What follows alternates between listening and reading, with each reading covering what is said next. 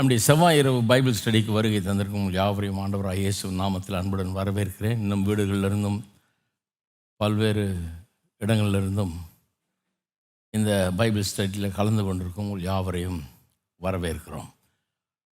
நாம் தலைவனை ஜெபிப்போம். ஜெபித்து ஆரம்பிப்போம். பரலோக பிதாவே, கர்த்தராகிய இயேசு நாமத்தில் மண்டையில் வருகிறோம்.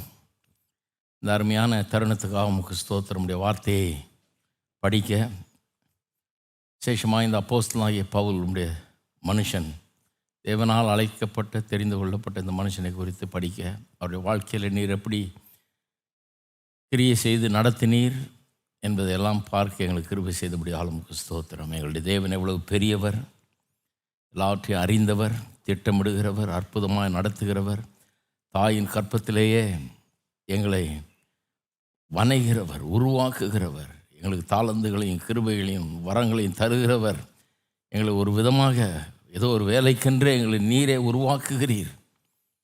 உருவாக்கி அந்த வேலையை செய்யும்படியாகவே எங்களை ரட்சிக்கிறீர்.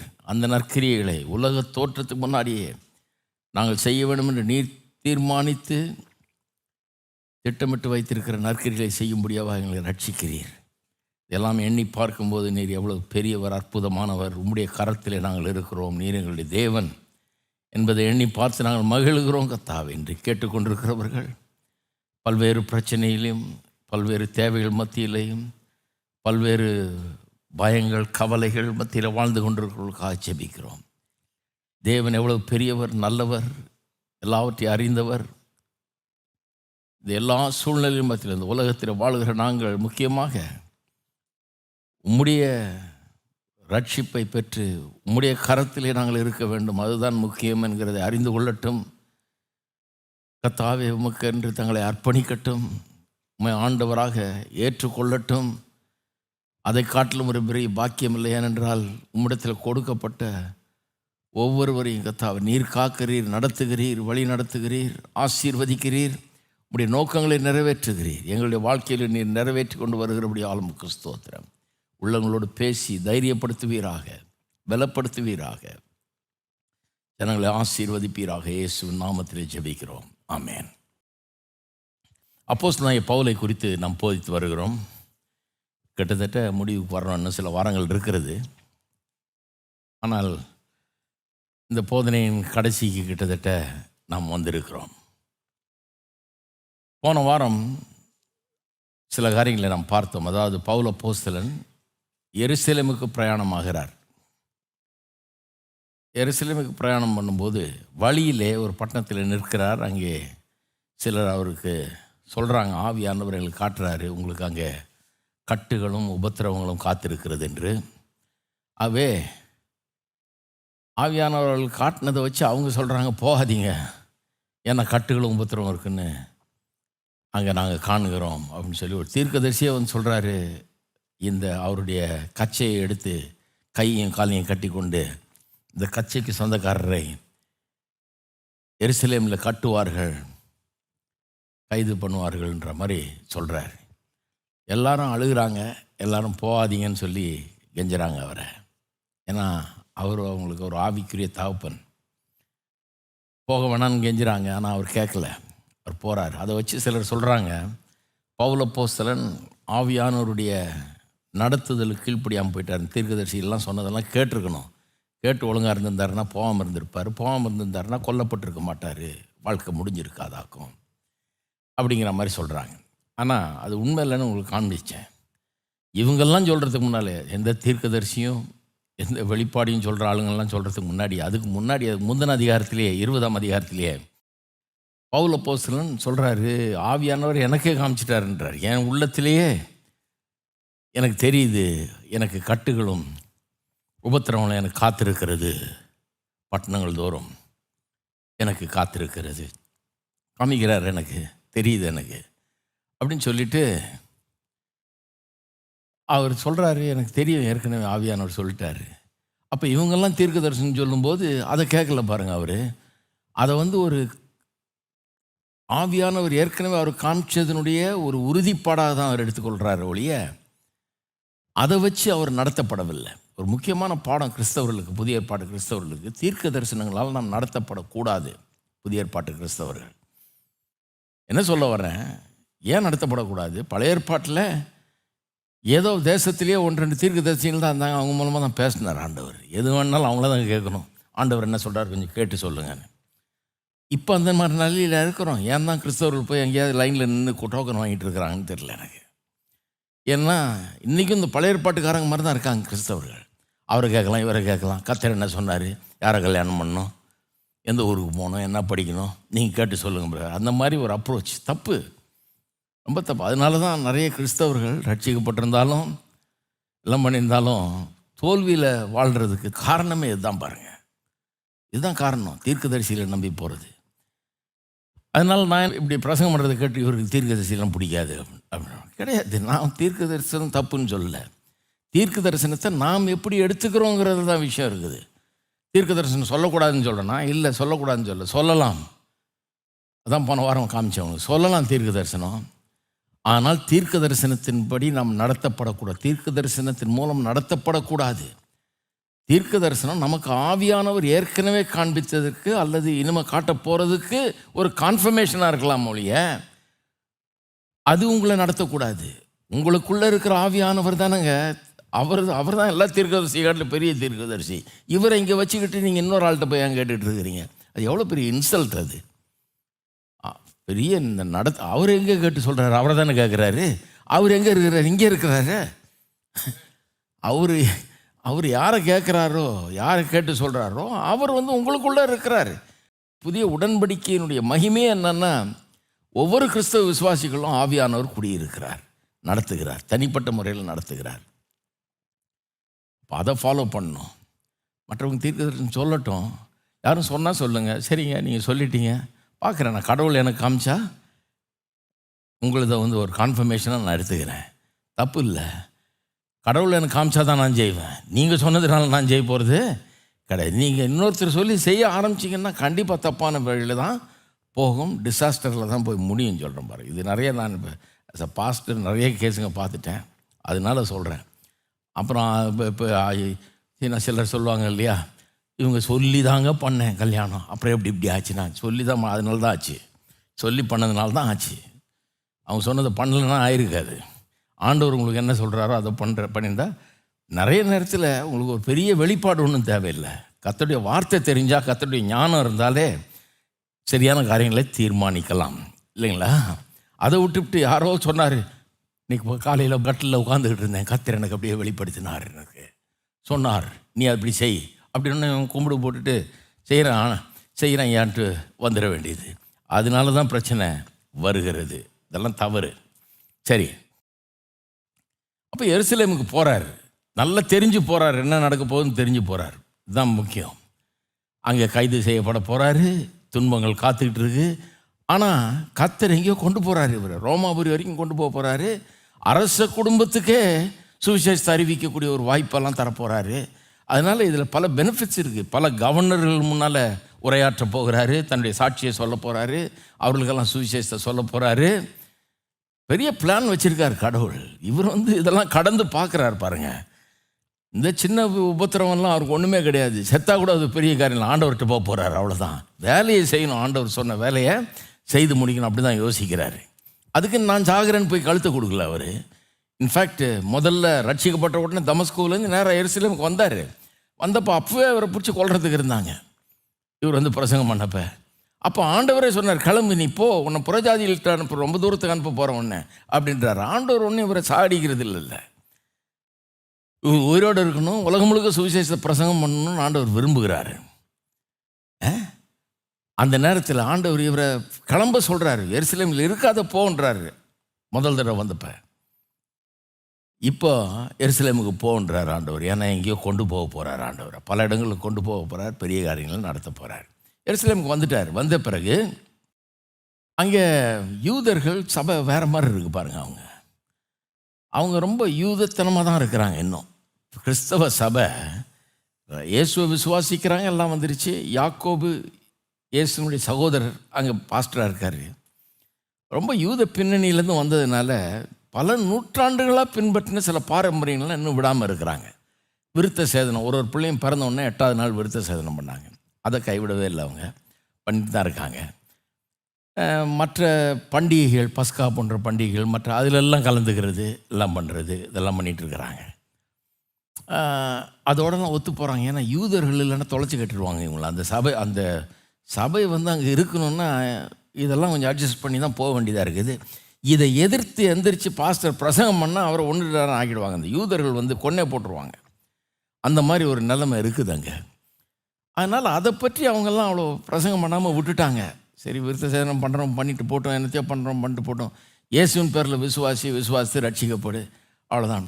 ஆனால் பவுல்கிட்ட க்ளீனாக சொன்னாங்க அவங்க, விருத்த சேதனம் பண்ண வேண்டிய அவசியம் இல்லை, மற்ற யூத சடங்காச்சாரங்களெல்லாம் பின்பற்ற வேண்டிய அவசியம் இல்லைன்னு லெட்டரில் எழுதி கொடுத்து, புறஜாதியார்களுக்கு லெட்டரே எழுதி கொடுத்தாங்க. எருசலேமில் இருந்து நாங்களே சொல்கிறோம் இதெல்லாம் தேவையில்லை, ரட்சிப்புக்கு இயேசு மட்டும் தான் போதும் அப்படின்னு எழுதி கொடுத்தாங்க. ஆனால் அவங்களே அதெல்லாம் ஃபாலோ பண்ணிட்டு தான் வர்றாங்க கட்டாயத்தினால. பவுல் அப்போஸ்தலன் அங்கே போனோடனே அவருக்கு சொல்கிறாங்க, உன்னை பற்றி ரொம்ப ரிப்போர்ட் வருதுங்க, ஊரெல்லாம் உன்னை பற்றி பேசுகிறாங்க, இந்த மாதிரி நீ வந்து விருத்த சேதனம் வேணான்னு போதிக்கிறியா, இந்த யூத பண்டிகைகள் அது இது பலிகள் இதெல்லாம் வேணான்னு போதிக்கிறியா அப்படின்னு ரிப்போர்ட் வருது. நீ வந்து யூதர்களுக்கு எதிரி, நியாயப்பிரமாணத்துக்கு எதிரி, தேவாலயத்துக்கு எதிரி, இதுக்கெல்லாம் எதிராக போதிக்கிறேன்னு இப்போ நியூஸ் வருது. ஆகவே இங்கே ஒரு 4 பேர் இருக்கிறான், அவனை கொண்டு போய் அவனுக்கு சுத்திகரிப்பு தேவைப்படுது, சுத்திகரிப்புக்குரிய சடங்காச்சாரங்களை எல்லாம் போய் யூத முறைமையின்படி போய் செய், அதுக்கு செலவுக்கு நீ கொடு, செய், நீயும் கூட போ, சுத்திகரிப்புக்கு வேண்டியதெல்லாம் செஞ்சுட்டு பலியிட்டு எல்லாரும் அதை பார்த்தாங்கன்னா அவங்க நினைப்பாங்க, சரி பரவாயில்ல, இவர் ஒன்றும் எதிரி கிடையாது, பாரு நியாயப்பிரமாணத்தின்படி எல்லாம் செஞ்சார் அப்படின்னு நினைப்பாங்க. இல்லைன்னா எங்களுக்கு பிரச்சனை வரும், நீ இங்கே வந்திருக்கிற, இங்கே பிரசங்கம் பண்ண போகிறேன்னா அடிக்க வந்துடுவானுங்க, உதைக்க வந்துடுவானுங்க, எங்களையும் சேர்த்து உதைப்பான், ஜாக்கிரதை, அதனால் நீ போய் இதை பண்ணு அப்படின்றாங்க. இதில் ஆச்சரியம் என்னென்னா பவுலே சரின்னு ஒத்துக்கிறார். இது வந்து நிறைய பேருக்கு ஏற்றலாம் இருக்குது பாருங்கள். இன்றைக்கி இதை வாசிக்கும் போது சொன்னாங்க, என்னங்க இவர் இவ்வளோ போதிச்சார், விருத்த சேதனம் தேவையில்லைன்னாரு, அது தேவையில்லை, இது தேவையில்லைன்னாரு, கடைசியில் இவரே போய் பண்ணுறாரு, அதுன்னு பண்ணிட்டார். போய் அந்த யூத சடங்காச்சாரத்தின்படி சுத்திகரிப்புக்கு போயிட்டார் பாருங்க. அப்போ ஏன் இதை பண்ணார் அப்படிங்கிற கேள்வி நிறைய பேருடைய உள்ளத்தில் எழும்புது. ஏன் பண்ணாருன்னா, அந்த யூதர்கள் மத்தியில் இவர் வந்து போய் பிரசங்கித்து அவர்களுக்கு சத்தியத்தை சொல்ல விரும்புகிறார். அது மட்டும் இல்லாமல் யூத சபையையும் இந்த புறஜாதியர்களுடைய கூட்டத்தையும் 2 பேரையும் இணக்கமாக்க விரும்புகிறார். ஒன்றுக்கு ஒன்று எதிரி மாதிரி இருக்கிறாங்க, 2 பேரையும் ஒன்றா கொண்டு வந்து உலகம் முழுக்க சுவிசேஷத்தை அறிவிக்கணும், இந்த வித்தியாசம்லாம் இருக்கக்கூடாதுன்னு சொல்லி அவங்கள இணைக்கிறதுக்கு பார்க்குறாரு. அதுக்காக சில காரியங்களை விட்டு கொடுக்க தயாராக இருக்கிறார். அவர் செஞ்சதில் ஒன்றும் பெரிய தப்பு இல்லை, அதனால ஒன்றும் அவர் நரகத்துக்கு போக போகிறதுல ஒன்றும் கிடையாது. அவர் பிரசங்கம் என்ன, அவர் ஒன்றும் யூதர்கள் மத்தியில் போய் ஒரு நாளும் அவர் வந்து விருத்த சேதனம் வேணான்னு பிரசங்கம் பண்ணதில்லை, பிரசங்கம் பண்ண வேண்டிய அவசியமே கிடையாது. விருத்த சேதனம் அவங்க வந்து காலாகாலமாக பண்ணிகிட்ருக்காங்க, ஆபிரகாம் காலத்துலேருந்து பல நூற்றாண்டுகளாக பண்ணிகிட்ருக்காங்க. அதனால் யூதர் மத்தியில் போய் நீ விருத்த சேதனம் பண்ணாதன்னு சொல்லல. எப்போ விருத்த சேதனத்தை எதிர்த்து பிரசங்கம் பண்ணார், யூதர்கள் வந்து புறஜாதியார் ரட்சிக்கப்பட்டு வரும்போது அவங்கள நீ விருத்த சேதனம் பண்ணாதான் நீ இயேசு ஏற்றுக்கொள்வார், ஒன்று அப்போ தான் நீ ரட்சிப்பை பெற முடியும்னு சொன்னாங்க பாருங்கள் யூதருங்க. அப்போ தான் இவர் சொல்கிறாரு, இல்லை நீ சொல்கிறது தப்பு, விருத்த சேதனத்தினால் ஒரு மனுஷன் ரட்சிக்கப்பட முடியாது, யூத பாரம்பரிய சடங்காச்சாரங்களாலும் ஒரு மனுஷன் ரட்சிக்கப்பட முடியாது. எதனால் ரட்சிக்கப்படுறான், ஆண்டவராக இயேசு கிறிஸ்துவனால் மட்டும்தான் ரட்சிக்கப்படுறான். ஆனால் அப்போ தான் சொன்னார், யூதர்கள் வந்து புறஜாதியாரர் யூதர் மாதிரி ஆக்க பார்க்குறாங்க பாருங்கள், அப்போ தான் பண்ணார். அவங்க அதை ஃபாலோ பண்ணுறதை பற்றி அவர் ஒன்றும் சொன்னதே கிடையாது. அதே மாதிரி தான் யூத பாரம்பரிய பண்டிகைக்கு போகிறது வர்றது அதெல்லாம் கூட நூற்றுக்கணக்கான வருஷங்களாக பண்ணிகிட்டு இருக்காங்க, விட மாட்டாங்க அதை. அப்போ அதெல்லாம் அவர் கண்டித்து பேசுனதே கிடையாது, யூதர்கள் மத்தியில் அதை கண்டித்து பேசுகிறது கிடையாது. அவங்க என்னைக்கு புறஜாதியான இதை பண்ணணும் அப்படின்னு சொல்கிறாங்களோ, அவன் நியாயப்பிரமாணத்தை பின்பற்றினா தான் அவன் ரட்சிக்கப்படுவான்னு சொன்னாங்களோ, அன்றைக்கி தான் அவர் சொல்கிறார், இல்லை இவங்களை வற்புறுத்தாதீங்க, இவங்களுக்கு முதல்ல ஆண்டவர் அது தரல, அதனால் யூத பாரம்பரிய சடங்காச்சாரங்களை இவங்க பண்ண வேண்டியதில்லை, ஏன்னா யூதர்களுக்கு தான் கொடுத்தார் ஆண்டவர். அதை எதுக்காக கொடுத்தாரு, இயேசு குறித்து போதிக்கிறதுக்காக. அந்த பலிகள் முறைமைகள் எல்லாம் இயேசுவின் மூலமாக உண்டாக்குற ரட்சிப்பு, அவருடைய ரத்தம் சிந்துதல் மூலமாக, அவருடைய மரணத்தின் மூலமாக அவர் பலியாகி நமக்கு ரட்சிப்பை உண்டு பண்ணுறாருன்றதை போதிக்கிறதுக்கு கொடுக்கப்பட்டது. அது இன்னைக்கு வந்து பொருத்தமற்றது. ஏன்னா யூதர்களுக்கே பொருத்தமற்றது, யூதர்களுக்கே தேவையில்லை இன்னைக்கு. ஏன்னா அதனுடைய நிஜம் இயேசு, அது வந்து நிழல், இயேசுவை குறித்து அது போதிச்சது. இப்போ இயேசு வந்துட்டார், வந்துட்ட பிறகு நிஜம் வந்த பிறகு நிழலை கட்டிட்டே ஆளுகிற நீ அப்படிங்கிறாரு. நிஜத்தை பிடிச்சிக்கலாம். ஆனால் அது போய் அப்படி போதிக்கல அவர். ஏன்னா இவங்க புரியாது, அவங்களுக்கு சொன்னால் புரியாது. சில காரியங்கள்லாம் கொடுங்க, நான் கூட பாருங்கள் சொல்கிறதே கிடையாது. எப்போ சொல்லுவேன்னா, சரி ஒருத்தர் சொன்னாங்க, என்னங்க நகை போட்டுக்கலான்னு சொல்கிறீங்களா அப்படின்னாரு. நான் சொன்னேன், நகை போட்டுக்கலாங்கிறது ஒரு பிரசங்கம்மா, இதை பிரசங்கம் பண்ணுவா கர்த்தர் என்ன அழைச்சிருக்கிறாரு. இல்லை நகை போடக்கூடாதுன்னு சொல்லாரு. நான் ஏன் சொல்கிறேன்னா, நீ சொல்கிற நகை போட்டால் நரகம் போக மாட்டேன், அப்போ நான் சொல்லுவேன் போவான்னு சொல்லுவேன். நான் கண்டிப்பாக சொல்லுவேன். நீ சொல்கிற நகை போட்டால் நீ ஆவிக்குரியவன் இல்லை, நான் சொல்கிறேன் ஆவிக்குரியவன் தான்ன்றேன். நீ சொல்கிற நகை போட்டால் நீ சரியான ஆள் கிடையாதுன்ற, ஆவிக்குரியபடி வாழறேன், அப்போ நான் சொல்லுவேன் நகை போடலாம் தப்பு இல்லைன்னு சொல்லுவேன். நீ சொல்கிறதுனால தான் நான் சொல்கிறேன். நான் யார்கிட்டையும் இது கிறிஸ்தவ பிரசங்கமா? இது கிறிஸ்தவ பிரசங்கமே கிடையாது. நகை போட்டுக்கோன்றதும் பிரசங்கம் கிடையாது, போடாதுன்றதும். போட்டுக்கிறவன் போட்டுக்கிட்டும், போடாதவன் போடாமல் போட்டும். உங்கள் காது, உங்கள் கழுத்து, உங்கள் கை, நான் என்னங்க பண்ணுறது? கேட்டாங்க, இங்கே கல்யாணம் பண்ணால் என்னங்க பண்ணுங்க? தாலி கொடுப்பீங்களா, மோதிரம் கொடுப்பீங்களா, இல்லை கொடுக்க மாட்டிங்களா? கொடுப்பேன் கொடுக்க மாட்டேன் ரூலே கிடையாதுங்க. இங்கே வேணான்னா விட்டுறேன் போங்க. நீங்கள் ஒன்றுமே வேணாம், நான் கல்யாணம் பண்ணிக்கிறேன், எனக்கு என்ன வந்தது? உங்கள் வசதிங்க. நான் இங்கே நடத்தியிருக்கேன், எத்தனை கல்யாணம் ஒன்றுமே போடாமல் நடத்தியிருக்கிறேன். போடாதவங்கள நான் குறை சொன்னது கிடையாது, நீ ஏன் போட மாட்டேங்கிறேன்னு. அது ஏன் பிஸ்னஸ் கிடையாதுங்க. எங்கள் வீட்டிலே எங்கள் அம்மாலாம் போட்டது கிடையாது. அப்புறம் என்னத்துக்கு நான் மற்றவங்கள சொல்ல போகிறேன்? அவங்கள போய் போடுன்னு எங்கள் அம்மா வற்புறுத்துனா உயிரே போய்டும் அவங்களுக்கு. அவங்க அதை பிடிச்சிட்டு இருந்திருக்காங்க வாழ்நாள் முழுக்க. எங்கள் பாட்டிக்கிட்ட இது அவங்க எதிர்க்க அதை பிரசங்கம் பண்ணாலே உயிரை விட்டுருவாங்க அவங்க. ஒருத்தன் என்கிட்ட சொல்கிறான், உங்கள் பாட்டி உன் பிரசங்கத்தை கேட்டாங்கன்னா கல்லறையிலேருந்து எந்திரிச்சிருவாங்கப்பான்றான். அவ்வளோ பெரிய பாரம்பரியத்துலேருந்து நான் வர்றேன். அப்போ நான் இதை பிரசங்கம் பண்ண வேண்டிய அவசியமே கிடையாது. ஏன் பண்ணுறேன்னா, நீங்கள் சொல்கிறீங்க ரட்சிப்புக்கு இது அவசியம்ன்றீங்க, ஆவிக்குரிய ஜீவியத்துக்கு இது அவசியம்ன்றீங்க, நீ கழட்டினாதான் நீ ஆவிக்குரியவன்றீங்க. நான் சொல்கிறேன் இல்லை, அதுக்கும் ஆவிக்குரிய ஜீவியத்துக்கு சம்மந்தம் கிடையாதுன்றேன். அதை நான் சொல்லுவேன், ஏன்னா நீங்கள் சொல்கிறதுனால தானே சொல்கிறேன். அப்படி தான் பவுல் போதிச்சுட்டு வந்தார். நியாயப்பிரமாணத்தை பற்றியும் அதில் உள்ள காரியங்களை பற்றியும், சடங்காச்சாரம், சம்பிரதாயங்கள், விருத்த சேதனம் முதற்கொண்டு எல்லாத்தையும் எதுக்கு போதிச்சார்? அவன் பண்ணாதான் நீ வர முடியும், நீ ரட்சிக்கப்பட முடியும்னு சொல்கிறான், அதனால் பண்ண வேண்டியது இல்லைன்னு போதிச்சார்.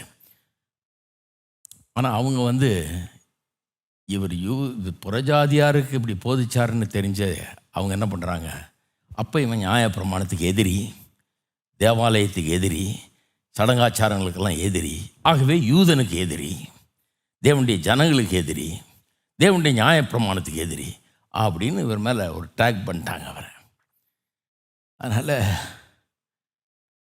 இவர் எருசலேமில் அவங்க சொல்கிறாங்கப்பா, தயவுசெய்து நீ இந்த சடங்காச்சாரம்லாம் கடைப்பிடி, அப்போ தான் பார்த்து உன்னை பேசாமல் இருப்பாங்க அப்படின்னு சொல்லி கடைசியில் இவரும் செய்கிறாரு. அவர் செய்கிறதுல ஒன்றும் தப்பு இல்லை, ஏன்னா அவர் அவங்கள இணக்கமாக்குறதுக்கு, புறஜாதியார் இவரையும் சேர்க்கறதுக்காக செய்கிறாரு, வேற ஒன்றுக்காக செய்கிறதில்ல. ஏன் செய்தார்? இயேசு அப்போ தான் இவர்களை ஏற்றுக்கொள்வார்னு செஞ்சாரா? கிடையாது. நமக்கு பியூரிஃபிகேஷன் கிடையாது, நமக்கு சுத்திகரிப்பு கிடையாது. நமக்கு எப்படி தெரியுமா சுத்திகரிப்பு? பாவம் செஞ்சால் அவர் நம்முடைய பாவங்களை மன்னிக்க நீதி உள்ளவராக இருக்கிறார். அவர்கிட்ட பாவத்தை அறிக்கை செய்யணும், சுத்திகரிக்கப்படுறோம். இதுக்கு போய் நம்ம சுத்திகரிப்புன்னு எதையாவது அதை கழுவி இதை கழுவி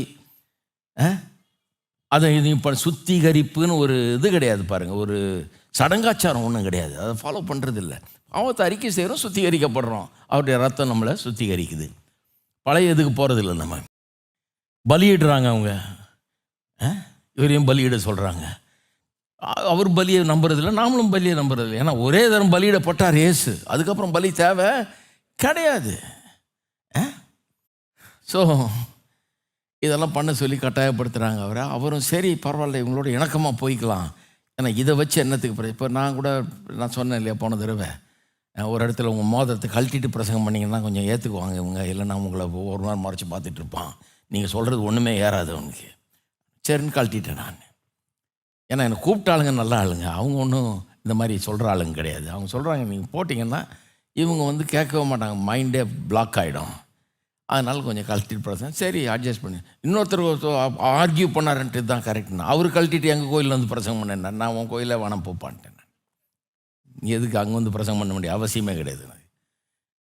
அங்கே கழட்டினேன்னா இதனால தான் ரட்சிப்புன்ற மாதிரி அந்த ஆள் சொல்லிட்டு இருக்கிறாரு, அதனால தான் கழட்டலை நான். எத்தனை பேருக்கு புரியுது நான் சொல்கிறது? சரி, அப்போ அங்கே போய் இப்படி நடக்குது. நடக்கும்போது பியூரிஃபிகேஷன் சுத்திகரிப்பு பண்ணிட்டாரு. சுத்திகரிப்பு பண்ணிட்ட பிறகு பலியிடுற டைமில் பிரச்சனை ஆயிடுச்சு. பலிக்காக போகிறாங்க தேவாலயத்துக்கு. அங்கே ஒரு பெரிய மாபு, ஒரு பெரிய கூட்டம் வந்து இவரை தாக்க ஆரம்பிக்குது. வாசிக்கிறோம் பாருங்கள், 21ஆம் அதிகாரம் 27ஆம் வசனத்திலேருந்து தொடர போகிறோம். இன்றைக்கி 22ஆம் அதிகாரம் 22ஆம் வசனம் வரைக்கும் போக போகிறோம். இப்போ சொல்ல அப்படியே வாசிட்டே போகிறோம், கதை மாதிரி போயிடலாம். 21, 27லேருந்து வாசிக்கிறேன். 27லேருந்து கடைசி வசனம் வரைக்கும் அந்த அதிகாரத்தில் வாசிக்கிறேன். அந்த 7 நாட்களும் நிறைவேறி வருகையில், அந்த பியூரிஃபிகேஷன் டேஸ் நிறைவேறி வருகையில், ஆசியா நாட்டிலிருந்து வந்த யூதர்கள் அவனை தேவாலயத்தில் கண்டு ஜனங்கள் எல்லாரையும் எடுத்து விட்டு அவன் மேல் கை போட்டு, பவுல் மேலே கையை போட்டு, இஸ்ரவேலரே உதவி செய்யுங்கள், நம்முடைய ஜனத்துக்கும் வேத பிரமாணத்துக்கும் இந்த ஸ்தலத்துக்கும் விரோதமாக எங்கும் எல்லாருக்கும் போதித்து வருபவன் இவன் தான். இந்த தேவாலயத்துக்குள்ளே கிரேக்கரையும் கூட்டி கொண்டு வந்து இந்த பரிசுத்த ஸ்தலத்தை தீட்டுப்படுத்தினான் என்று சத்தமிட்டார்கள். பார்த்தீங்களா, யூதருக்கு விரோதி, தேவாலயத்துக்கு விரோதி, நியாயப்பிரமாணத்துக்கு விரோதின்றாங்க. எபேசியன் ஆகிய துரோப்பிமியு என்பவன் முன்னே நகரத்தில் பவுல் முன்னே கூட இருக்கிறதை கண்டிருந்தபடியால் பவுல் அவனை தேவாலயத்தில் கூட்டி கொண்டு வந்திருப்பான் என்று நினைத்தார்கள். அப்பொழுது நகரம் முழுவதும் கலக்கமுற்றது. ஜனங்கள் கூட்டமாய் ஓடி வந்து பவுலை பிடித்து அவனை தேவாலயத்துக்கு புறம்பே இழுத்து கொண்டு போனார்கள். உடனே கதவுகள் பூட்டப்பட்டது. அவர்கள் அவனை கொலை செய்ய எத்தனித்திருக்கையில் எருசலேம் முழுவதும் கலக்கமாயிருக்கிறது என்று போர்ச்சேவகரின் சேனாதிபதிக்கு செய்தி வந்தது. உடனே அவன் போர்ச்சேவகரையும் அவருடைய அதிபதியையும் கூட்டி கொண்டு அவர்களிடத்தில் ஓடினான். சேனாதிபதியும் போர்ச்சேவகரையும் அவர்கள் கண்டபோது பவுலை அடிக்கிறதை விட்டு நிறுத்தினார்கள். அப்பொழுது சேனாதிபதி கிட்ட வந்து அவனை பிடித்து 2 சங்கிலிகளினாலே கட்டும்படி சொல்லி இவன் யார் என்றும் என்ன செய்தான் என்றும் விசாரித்தான். அதற்கு ஜனங்கள் பலவிதமாய் சத்தமிட்டார்கள். சந்தடியினாலே நிச்சயத்தை அவன் அறியக்கூடாமல் அவனை கோட்டைக்குள்ளே கொண்டு போகும்படி கட்டளையிட்டான். அவன் படியின் மேல் ஏறின போது ஜனக்கூட்டம் திரண்டு பின் சென்று இவனை அகற்றும் என்று உக்கிரமாய் கூப்பிட்டபடினாலே போர் சேவகர் அவனை தூக்கி கொண்டு போக வேண்டியதாக இருந்தது. அவர்கள் பவுலை கோட்டைக்குள்ளே கொண்டு போகிற சமயத்தில் அவன் சேனாதிபதியை நோக்கி, நான் உம்முடனே ஒரு வார்த்தை பேசலாமா என்றான். அதற்கு அவன், உனக்கு கிரேக்கு பாஷை தெரியுமா? நீ இந்த நாட்களுக்கு முன்னே கலகம் உண்டாக்கி 4000 கொலைவாதகரை வனாந்திரத்துக்கு கொண்டு போன எகிப்தியன் அல்லவா என்றான். அதற்கு பவுல், நான் சிலிசியா நாட்டில் உள்ள கீர்த்தி பெற்ற தர்சு பட்டணத்து யூதன், ஜனங்களுடனே பேசும்படிக்கு எனக்கு உத்தரவாக வேணும் என்று உம்மை வேண்டிக் கொள்கிறேன் என்றான். உத்தரவான போது பவுல் படிகளின் மேல் நின்று ஜனங்களை பார்த்து கை அமர்த்தினான். மிகுந்த அமைதல் உண்டாயிற்று. அப்பொழுது அவன் எபிரேய பாஷையிலே பேசத் துவங்கினான். சரி, அதாவது பவுல் வந்து அங்கே பலியிட சென்ற போது அந்த சடங்காச்சாரத்தெல்லாம் முடிச்சுட்டு 7 நாள் வெயிட் பண்ணி பலியிட சென்ற போது இந்த காரியம் நடக்குது. எப்படி இந்த இந்த ஜனக்கூட்டம் திரள் வந்து இவரை பிடிச்சி அடிக்கிறதுக்கும் கொல்றதுக்கும் நினைச்சாங்கன்னா, 27ஆம் வசனம் காரணம் என்னன்னு சொல்லுது கிளீனா. 27ஆம் வசனத்தில் தேவாலயத்தில் அவனை கண்டு ஜனங்கள் எல்லாரும் எடுத்து விட்டு அவன் மேல் கை போட்டு, அதாவது அங்கே 27ஆம் வசனத்தில் இன்னும் பின்னால் வாசித்தீங்கன்னா, ஆசியாவிலிருந்து வந்த யூதர்கள் சிலர் இவரை பார்த்துருக்காங்க. ஆசியாவிலிருந்து வந்த யூதர்கள் இவரை பார்த்துருக்காங்க. 27ஆம் வசனமே சொல்லுது, ஆசியா நாட்டிலிருந்து வந்த யூதர்கள் அவனை தேவாலயத்தில் கண்டு என்று. ஆசியானா எந்த ஊர்? ஆசியாவினுடைய கேபிட்டல் தான் எபேசு பட்டணம். ஆசியாவுடைய கேபிட்டல் தான் எபேசு பட்டணம். அந்த காலத்தில் ஆசியான்றது இன்றைக்கு டர்க்கின்னு வருது இல்லையா, அந்த ஏரியா.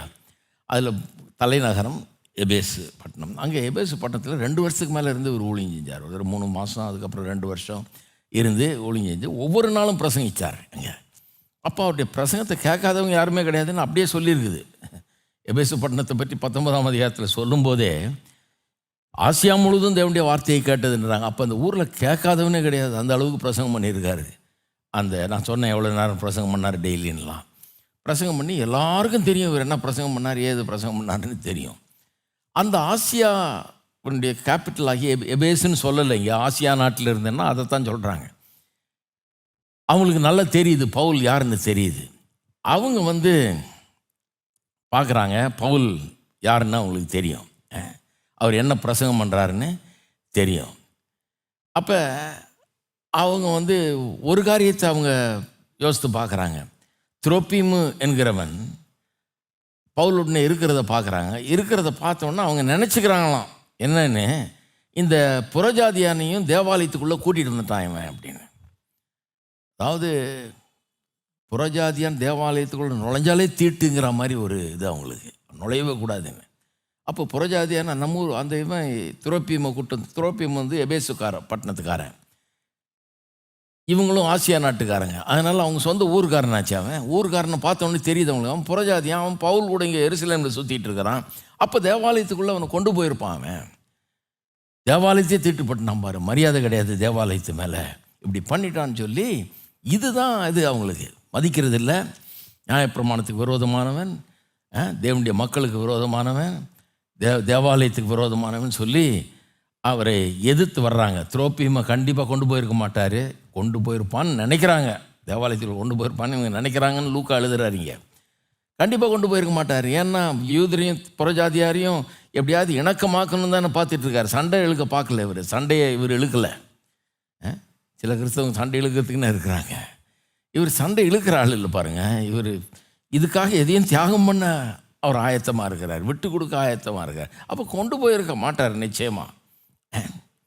அப்போ இந்த துரோப்பீமை பார்த்துட்டு தான் அவங்க நினைக்கிறாங்க கொண்டு போயிருப்பார் உள்ள அப்படின்னு சொல்லி.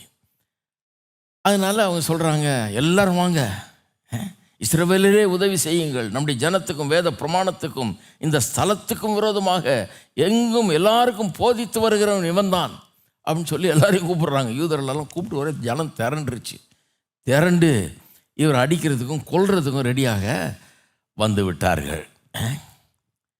அப்போ நல்ல காலம், கொண்டிருப்பாங்க கொஞ்ச நேரத்தில். யாரோ போய் ரிப்போர்ட் பண்ணிட்டாங்க அங்கே இருந்த ரோம போர்ச்சேவர்களுக்கு, தேவாலயத்தினுடைய ஏரியாவில் ரோம போர்ச்சேவர்கள் நிறுத்தியிருப்பாங்க, இந்த மாதிரி பிரச்சனை வரும்னு போய் சொல்லிட்டாங்க. சொன்ன உடனே அங்கே சேனாதிபதிக்கு செய்தி வந்தது. அவன் போர்ச்சேவர்களையும் அவர்களுடைய அதிபதிகளையும் கூட்டிக் கொண்டு அவளிடத்துக்கு ஓடினான். சேனாதிபதிகளையும் போர்ச்சேவர்களையும் அவள் கண்டபோது பவுலை அடிக்கிறதை நிறுத்தினார்கள். சேனாதிபதிகள்னால் அட்லீஸ்ட் ஒருத்தர் 2 பேராக கூப்பிட்டு போயிருந்தா கூட, சேனாதிபதிகள்னால் 100க்கு அதிபதிகள். அப்போ ஒருத்தன் கீழே 100 பேர் இருக்கிறாங்க போர்ச்சுகல். 200 பேரை மிலிட்ரி ஆளுங்களை கூப்பிட்டு போய் இந்த கலவரத்தை தடுக்கிறதுக்கு கொண்டு போகிறாங்க. அவ்வளோ பெரிய ஒரு கலவரம், அவ்வளோ ஜனம் கூடிடுச்சு. இவர் அடித்து கொல்லணும்னு தீர்மானித்து நிற்கிறாங்க.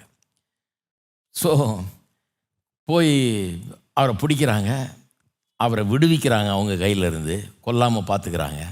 பார்த்துக்கிட்டு அவரை கொண்டு போய் விசாரிக்கலான்னு சொல்லி கொண்டு போகிறாங்க. கொண்டு போனால் ஒரே சத்தம், இவங்க என்ன தான் பண்ணான் இந்த ஆள் அப்படின்னு சொல்லி அந்த சேனாதிபதி என்ன பண்ணான்னு கேட்குறாரு.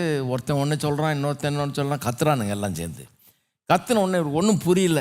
அந்த சேனாதிபதி அவங்களுக்கு வேறு பாஷை புரியாது, வேறு இவங்க பேசுகிற எபிரேய பாஷை கொஞ்சம் நஞ்சம் தான் புரியும். இவன் சொல்கிறதும் அவனுக்கு கொஞ்சம் நஞ்சம் ஒன்றும் புரியாமல் ஒரே குழப்பமாயிடுச்சாங்க. குழப்பமான பிறகு அவங்க கத்துறாங்க. என்ன கத்துறாங்க? அவே வித் ஹிம் அப்படின்னு சொல்லி கத்துறாங்க. அவே வித் ஹிம்னா தமிழில் எப்படி வருது அது? இவனை அகற்றும்னு கத்துறாங்க. அது என்ன வார்த்தைனா, பேசிக்காக இயேசுவை கத்துனாங்க இல்லையா, சிலுவை எல்லாரையும், அந்த மாதிரி வார்த்தை. அகற்றும்னா இங்கேருந்து நீக்கி போடும், தேவாலயத்திலேருந்து வெளியே கொண்டு போகும் அப்படின்னு இல்லை, தேவாலயத்திலேருந்து வெளியே கொண்டாந்தாச்சு. அகற்றும்னா பூமியிலேருந்தே இவனை அகற்றி போடும், கொல்லுங்க இவனை அப்படின்னு சொல்லி எல்லோரும் கத்துறாங்க. அந்த சேனாதிபதிக்கு விளங்கலை என்ன தான் சொல்கிறாங்கன்றது விளங்கலை. 23ஆம் அதிகாரத்தில் 26ஆம் வசனத்தில் ஒரு லெட்டர் ஒன்று ஒரு சேனாதிபதி ரோம கவர்னருக்கு, ஃபெலிக்ஸ் என்கிற கவர்னருக்கு ஒரு லெட்டர், இந்த சேனாதிபதிகளில் ஒரு எழுதின லெட்டரு அங்கே கொடுக்கப்பட்டிருக்கிறது. அது கவனிங்க. அந்த 26ஆம் வசனத்தில், கனம் பொருந்திய தேசாதிபதியாகிய ஃபெலிக்ஸ் என்பவருக்கு கிலவுதியா லீசியா வாழ்த்துதல் சொல்லி அறிவிக்கிறது என்னவென்றால், கிலவுதியான கிளாடியஸ், இங்கிலீஷில் பேர் கிளாடியஸ், லிசியாங்கிறது 2வது பேர். கிளாடியஸுங்கிறது அந்த ரோம பேரரசனுடைய பேர் பாருங்கள். அது நிறைய பேர் எடுத்துக்கிட்டு கிளாடியஸ்னு பேர்னு வைக்கிறாங்க. அப்போ ரோம பேர், அது லாட்டின் நேம். அது லீசியாங்கிறது கிரேக்க பேர். அப்போ இந்த பவுலை கைது செய்து உள்ளே கொண்டு போன ஆளுடைய பேர் என்னன்னு தெரியுறதன் மூலமாக அவன் எப்படிப்பட்டவனா இருந்திருப்பான்றது தெரியுது. அவன் வந்து ஒரு ரோம போர்ச்சேவகன், ஆனால் கிரேக்க பின்னணியிலேருந்து வந்தவன். கிரேக்கன். முன்ன கிரேக்கர்கள் ஆண்டார்கள் உலகத்தையே. அப்போ நிறைய கிரேக்கர்கள் இப்போ ரோமாபுரி கீழே வந்துட்டாங்க. இவன் கிரேக்க பின்னணியை சேர்ந்தவன். லிசியாஸ் என்கிற கிரேக்க பேரை உடையவன். அவன் பவுல் பேசுகிறது அவனுக்கு ஆச்சரியமாயிடுச்சு. பவுல் வந்து அவனை பார்த்து என்ன கேட்குறாரு, நான் இந்த ஆட்கள்கிட்ட கொஞ்சம் பேசலாமா அப்படின்னு கேட்குறாரு. பேசலாமா அப்படின்னு கேட்ட உடனே, அதாவது பேசலாமான்னு கேட்ட உடனே இவனுக்கு தெரிஞ்சு போச்சு. கேட்ட விதத்திலேயே ரொம்ப க்ளீன் க்ரீக் பேசுகிறார் இவர். ரொம்ப ஹை கிளாஸ் க்ரீக் பேசுகிறாரு. ரொம்ப டீசெண்டான ஆளாக இருப்பார் போல் இருக்குது, படித்த ஆளாக இருப்பார் போல் இருக்குது அப்படின்னு சொல்லிட்டு அந்த ஆள் கொஞ்சம் மரியாதை கொடுக்க ஆரம்பிக்கிறான் பவுலுக்கு. நான் அழகாக கிரேக்கு பேசுகிறானே, ஏன்னா கிரேக்கன் அவன். அதனால் இவன் கிரேக் பேசின உடனே அவனுக்கு வந்து ரொம்ப பெரிய இம்ப்ரெஷன் ஆகிடுச்சு. சரின்னு சொல்லிட்டு கேட்குறாரு அவர், நீ கிரேக்கனா, கிரேக்கு தெரியுமான்னு, கிரேக்க பாஷை தெரியுமான்றது இல்லை கேள்வி. நீ நல்லா கிரேக்க பாஷையை பேசுகிறியப்பா, நீ கிரேக்கனா நீ அப்படிங்கிற விதத்தில் தான் கேட்குறாரு. ஏன்னா ஒரு எகிப்தியன் வந்து சில கொலகாரங்களெல்லாம் கூட்டிகிட்டு கலாடம் பண்ணிட்டு கலவரம் பண்ணிட்டு இருந்தான் ஒருத்தன். அவன் நினச்ச நீ அவனா அப்படின்னு கேட்டோன்னு இவர் சொல்கிற, இல்லை நான் சிலிசியா தேசத்தை சேர்ந்த தர்சு பட்டணத்தை சேர்ந்த ஒரு யூதன், நான் எனக்கு அதுக்கு சம்மந்தம் கிடையாதுங்க அப்படின்னு சொல்லி நல்லா அழகாக கிரேக்க பாஷையில் பேசுகிறார், அவனுக்கு வழங்குற மாதிரி. ஏன்னா இவர் தர்சு பட்டணம் வந்து கிரேக்க பட்டணம், கிரேக்க மொழி நல்லா தரவாக தெரியும் அவருக்கு. பேசினோன்னா அவன் கண்டுபிடிச்சிட்டான், நல்லா படித்த ஆள் போல இருக்குது, அறிவான ஆள், டீசெண்டான ஆள்னு சொல்லிட்டு. யாருமே அந்த மாதிரி பர்மிஷன் கொடுக்க மாட்டாங்க. கைது பண்ண ஆளை ஜனக்கூட்டத்தை நோக்கி பேசுன்னு சொல்லி பர்மிஷன் கொடுக்க மாட்டாங்க பொதுவாக. இவனுக்கு பர்மிஷன் தர்றான். சரி, ஒரு வேளை அவங்க ஏதோ தப்பாக புரிஞ்சுக்கிட்டாங்களோ, இந்த ஆளை டீசெண்டாக தெரிகிறாரு இந்த ஆள், இவரே எக்ஸ்பிளைன் பண்ணி இந்த பிரச்சனையிலேருந்து வெளியே கொண்டு வந்துட்டால் நமக்கு தொல்லை இருக்காது, பேசட்டும் அப்படின்னு சொல்லி பர்மிஷன் கொடுக்குறான். உடனடியாக பவுல் அங்கே அரமேயிக் மொழியில் பேசுகிறார். அரமேயிக் மொழியில் பேசுகிறார். இப்போ 22ஆம் அதிகாரத்துக்கு போவோம். 22ஆம் அதிகாரம் முதல் 5 வசனங்களை வாசிக்கிறேன். சகோதரரே, பிதாக்களே, அவர் பேச்ச ஆரம்பிக்குது. நான் இப்பொழுது உங்களுக்கு சொல்ல போகிற நியாயங்களுக்கு செவி கொடுப்பீர்களாக என்றான். அவன் எபிரேய பாஷையிலே தங்களுடனே பேசுகிறதை அவர்கள் கேட்ட பொழுது அதிக அமைதலாக இருந்தார்கள். பாஷையை வச்சே பாருங்கள், ஆளுகளை கவர் பண்ணுறாரு. நல்லா கிரேக்க மொழி தெரிஞ்சவன்ட்ட நல்லா கிரேக்க பாஷையில் பேசுகிறார். அவன் ஜனங்களுக்காக, நீங்கள் எப்பவும் பாருங்கள், நீங்கள் வெளிநாட்டிலலாம் போனீங்கன்னா கூட அவங்க பாஷையை நல்லா பேசுனீங்கன்னா ஒரு தனி இது. அவன் பாஷை தெரியுதேன்னு அவன் வந்து மரியாதை கொடுப்பான். உங்கள் ஊர்லேயே உங்கள் பாஷை இன்னொருத்தன் வந்து வெளிநாட்டுக்காரன் வந்து பேசினான்னா உங்களுக்கு எப்படி இருக்கும்? நீங்கள் பெரிய மரியாதை கொடுப்பீங்க. ஒரு ஆள் வந்து இங்கே தமிழில் பாடினார், எல்லாருக்கும் ஆச்சரியம். அவரை எல்லாரும் புகழ்ந்தாங்க. ஏன்னா தமிழில் அவ்வளோ அழகாக பாடினார். நம்ம தமிழில் பாடும்போது நமக்கு அது ரொம்ப பெருசாக தெரியுது. அந்த மாதிரி பாஷையை வச்சு இவருக்கு நல்ல எபிரேய மொழியும் தெரியுது, ஏன்னா எபிரேயன். கிரேக்க மொழியும் தெரியுது, ஏன்னா கிரேக்க பின்னணியில் வளர்ந்தவர். அழகாக பேசி அதன் மூலமாக எல்லாம் அமைதலாயிட்டாங்க. பேச்சை கேட்ட உடனே அமைதலாயிட்டாங்க.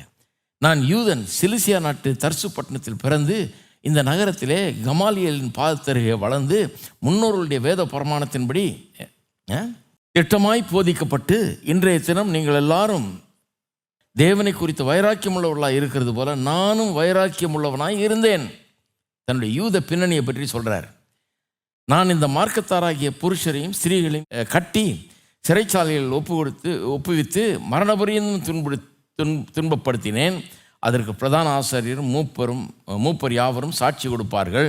அவர்கள் கையில் நான் சகோதரருக்கு நிருபங்களை வாங்கி கொண்டு தமஸ்குவில் இருக்கிறவர்களுக்கும் தண்டிக்கப்படும்படிக்கு அவர்களை கட்டி எருசலேமுக்கு கொண்டு வரும்படி அவ்விடத்துக்கு போனேன்.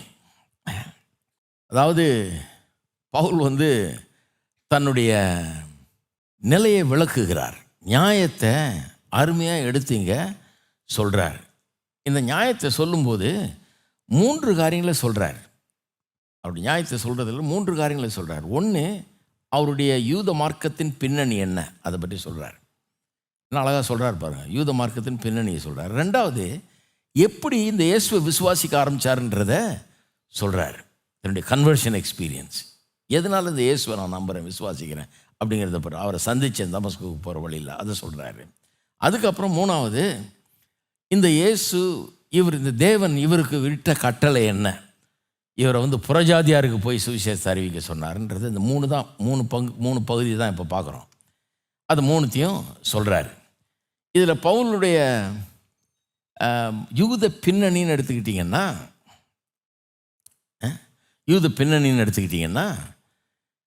அதை பார்த்தீங்கன்னா இப்படி சொல்கிறாரு பாருங்க. 1 5 வசனங்களில் பார்த்தீங்கன்னா அதை ரொம்ப அழகாக அவர் சொல்கிறாரு. ஆனால் ரோமர் 9ஆம் அதிகாரத்துக்கு திருப்பினீங்கன்னா இன்னும் கொஞ்சம் பார்க்கலாம் அதை பற்றி. ரோமர் 9ஆம் அதிகாரத்தில் ரோமர் 9 4-5 ஆகிய வசனங்கள். 9-4-5 அவர்கள் இஸ்ரவேலரே, அதாவது யார் இப்போ என்ன சொல்கிறார், இஸ்ரவேலர்னால் யார் அப்படிங்கிறத சொல்கிறார். அதாவது யூத மார்க்கத்துக்கு நான் எதிரி கிடையாது, யூதர்களுக்கு எதிரி கிடையாது, தேவாலயத்துக்கும் நியாயப்பிரமாணத்துக்கு எதிரி கிடையாது, நானே ஒரு யூதனாக இருக்கிறதுல ரொம்ப பெருமைப்படுறேன் அப்படிங்கிறத சொல்ல வர்றார். அப்போ இஸ்ரவேலர்னால் யார் அப்படிங்கிறத சொல்கிறாரு. அவர்கள் இஸ்ரவேலரே புத்திர சுவிகாரமும் மகிமையும் உடன்படிக்கைகளும் நியாயப்பிரமாணமும் தேவாராதனையும் வாக்கு தத்தங்களும் அவர்களுடையவைகளே, இவைகள்லாம் யூதருக்கு சொந்தமானவைகள்ன்றாரு. எது யூதர்களுக்கு சொந்தமானவைகள்? புத்திர சுவிகாரம். தேவன் அவர்களை என்னுடைய மகன் என்று அழைக்கிறார் இஸ்ரவேலரை. சன்னு சொல்கிறாரு இஸ்ரவேலரை, மகன் அழைக்கிறார். புத்திர சுவிகாரம் எடுத்துட்டார் அவர். அது மட்டும் இல்லை, மகிமை, தேவனுடைய மகிமை அவர்களுக்கு வெளிப்படுத்தி இருக்கிறார். உடன்படிக்கைகளை செய்திருக்கிறார் யூதர்களோட. நியாயப்பிரமாணத்தை கற்பலையில் எழுதி கொடுத்தாரு. எந்த ஜனத்துக்கும் கொடுக்காத ஒன்றை 10 கற்பனையில் கல்லில் எழுதி கையில் கொடுத்தாரு. எவருக்கும் செஞ்சதில்லை. தேவ ஆராதனை, அந்த தேவாலயத்தில் இருக்கிற ஆராதனை முறைமைகள் இதெல்லாம் எவருக்கும் போதிக்கப்படவில்லை. அதெல்லாம் இவர்களுக்கு போதிச்சிருக்கிறார். இவ்வளோ அழகான ஆராதனை முறை எவருக்கும் கிடையாது, இங்கே இருக்குது. வாக்கு தத்தங்கள் கொடுக்கப்பட்டது அவங்களுக்கு. வாக்கு தத்தங்கள்லாம் அவங்களுக்கு ரொம்ப பெருமைக்குரிய காரியங்கள். இதெல்லாம் ஏராளமான வாக்கு தத்தங்கள். இதெல்லாம் எவருக்கும் கொடுக்கல, யூதர்களுக்கு கொடுத்தாருன்றார். அதனால் ரொம்ப பெருமைப்படுறேன்றார். அப்புறம் சொல்கிறாரு, பிதாக்கள் அவர்களுடையவர்களே. பிதாக்கள்னால் ஆபிரகாம், ஈசாக்கு, யாக்கோபு, யோசேப்பு போன்ற முற்பிதாக்கள்லாம் இதில் வந்தவங்க யூதர்கள் தான். அவங்கெல்லாம் மாம்சத்தின்படி கிறிஸ்துவும் அவர்களில் பிறந்தாரே. கிறிஸ்துவே யூதனாக தான் பிறந்து வந்தார். ஆகவே நான் எதுக்கு யூதனுக்கு எதிரியாக இருக்கிறேன்? நான் விசுவாசிக்கிறத ஒரு யூதனை தான் நான் விசுவாசிக்கிறேன்றாரு. ஹலோ, இருக்கிறீங்களா? யூத மார்க்கத்தை குறித்து, யூத பின்னணியை குறித்து பெருமைப்படுறேன். நான் அதில் ஒருத்தன். இந்த யூதருக்கு தான் எல்லாம் கொடுக்கப்பட்டது, அவர் ரொம்ப ஆசீர்வதிக்கப்பட்ட ஜனங்கள், அதை குறித்து ரொம்ப பெருமைப்படுறேன்னு சொல்லி அந்த மாதிரி பேசுகிறாரு. மற்றும் பிலிப்பியருக்கு போங்க. பிலிப்பியர் 3ஆம் அதிகாரத்தில் மறுபடியும் அது சொல்கிறாரு பாருங்க. பிலிப்பியர் 3ஆம் அதிகாரத்தில் இன்னும் அது சொல்கிறாரு. 3ஆம் அதிகாரம் 4-6 வசனம் வரை. மாம்சத்தின் மேல் நம்பிக்கை வைக்க வேண்டுமானால் நானும் வைக்கலாம். வேறொருவன் மாம்சத்தின் மேல் நம்பிக்கையாக இருக்க நினைத்தால் நான் அதிகமாய் அப்படி செய்யலாம். இந்த யூதர்கள் மாம்சத்தின் மேலே நம்பிக்கை வைக்கிறாங்க. மாம்சத்தின் மேலேனா தங்களுடைய விருத்த சேதனம், இந்த மாதிரி காரியங்கள். உனக்கு விருத்த சேதனம் இருக்கா? எனக்கு இருக்குது, அப்போ நான் உன்னோட பெரியவன். அப்படி மாம்சத்தின் மேலே நம்பிக்கை அவங்களுக்கு. ஆண்டவர் கொடுக்குற ரட்சிப்பின் மேலே இல்லை, அவங்களுடைய குவாலிஃபிகேஷனாக இது பண்ணுறாங்க. சொல்கிறாரு, மாம்சத்தின் மேலே நம்பிக்கை வைக்கிறதுனா உங்களோட நான் ரொம்ப, ஏன் மாம்சத்தின் மேலே நம்பிக்கை வைக்க முடியும்? உங்களோட நான் ரொம்ப குவாலிஃபைடு, ரொம்ப சரியான யூதன். இங்கே இருக்கிற யாரை காட்டிலும் நான் ரொம்ப பெரிய யூதனாக்கும் அப்படின்னு சொல்ல வர்றாரு. மாம்சத்தின் மேலே நம்பிக்கை வைக்கிறேன், நான் எல்லாரை காட்டிலும் அதிகமாக நம்பிக்கை வைக்க முடியுமேன்றாரு. எப்படி சொல்கிறாரு? 5ஆம் வசனம். நான் 8ஆம் நாளில் விருத்த சேதனம் அடைந்தவன், இஸ்ரவேல் வம்சத்தான், பென்யமின் கோத்திரத்தான், எபிரேயரில் பிறந்த எபிரேயன், நியாயப்பிரமாணத்தின்படி பரிசேயன், பக்தி வைராக்கியத்தின்படி சபையை துன்பப்படுத்தினவன், நியாயப்பிரமாணத்துக்குரிய நீதியின்படி குற்றம் சாட்டப்படாதவன். இதை விட நல்ல யூதனை எங்கே பார்க்க முடியும்? 8ஆம் நாள் விருத்த சேதனம் பண்ணி, ஆமாம் பண்ணியிருக்கேன் அப்படிங்கிறாரு. எந்த வம்சம்? இஸ்ரவேல் வம்சத்தான். எந்த கோத்திரம்? பென்யமின் கோத்திரம். எபிரேயரில் பிறந்த எபிரேயன், ரொம்ப வடிகட்டின ரொம்ப தரவான எபிரேயன்றாரு. கொஞ்சம் கூட மிக்சர்லாம் கிடையாதுன்றாரு. நீதியின்படி குற்றஞ்சாட்டப்படாதவன்னா நியாய பிரமாணத்தின்படி ஒருத்தனை என்ன குற்றஞ்சாட்டவே முடியாது. கரெக்டாக கடைப்பிடிச்சிருக்கிறேன், இதெல்லாம் கடைப்பிடிக்கணுமா அப்படின்றாரு. அப்போ இதை விட ஒரு பெரிய நல்ல யூதனை பார்க்க முடியாது நீங்கன்றாரு. அதாவது என்ன சொல்ல வர்றாரு? யூதன் மார்க்கத்தை பற்றி எனக்கு பெருமை இருக்குது, அதே நேரத்தில் நான் ஒரு நல்ல யூதனாகவும் இருந்தேன், நான் ஒன்றும் கிரிமினல் கிடையாது, நல்ல யூதனாகவும் இருந்தேன் அப்படிங்கிறார். அதாவது தன்னுடைய பின்னணியை குறித்து, யூத பின்னணியை குறித்து அவர் வெட்கப்படுவதற்கு ஒன்றுமே இல்லை. ஒரே ஒரு காரியம்தான் அவருடைய யூத பின்னணியில் மோசமான காரியம். என்னன்னா, கிறிஸ்தவர்களை அடித்தார், கொன்னார், ஸ்தேவானை கொல்றதுக்கெல்லாம் அவர் ஆதரவாக இருந்தார். அந்த ஒரு காரியம்தான் வெட்கப்படணும்னா வெட்கப்படலாம், அது கூட வெட்கப்படுறதில்லை. ஏன்னா அதெல்லாம் சுத்திகரித்து ஆண்டவர் கழுவிட்டாருன்னு நம்புகிறாரு. நல்ல மனசாட்சி எனக்கு இருக்குன்னு பின்னால் சொல்கிறாரு. இப்போ என்ன அவரை கொலை பண்ணி அது என்னாச்சுன்னா, அதெல்லாம் கணக்கு தீர்ந்துருச்சு, முடிஞ்சு போச்சு கதைன்றார். அதெல்லாம் யோசிக்கிறதே இல்லை இப்போது. அப்போ வெட்கப்படுறதுக்கு ஒன்றுமே இல்லை. நான் நல்ல யூத மார்க்கத்திலேருந்து வந்தவன் அப்படிங்கிறத க்ளீனாக இங்கே சொல்கிறார். பிலிப்பியரில் பயன்படுத்துகிற அதே வார்த்தைகளை அப்போஸ்தலர் 22 பயன்படுத்துகிறார். என்ன சொல்ல வர்றாரு? நான் பியூர் பிளட்டட் ஜூ, யூத ரத்தம் தான் எனக்குள்ளே ஓடுது அப்படிங்கிறாரு.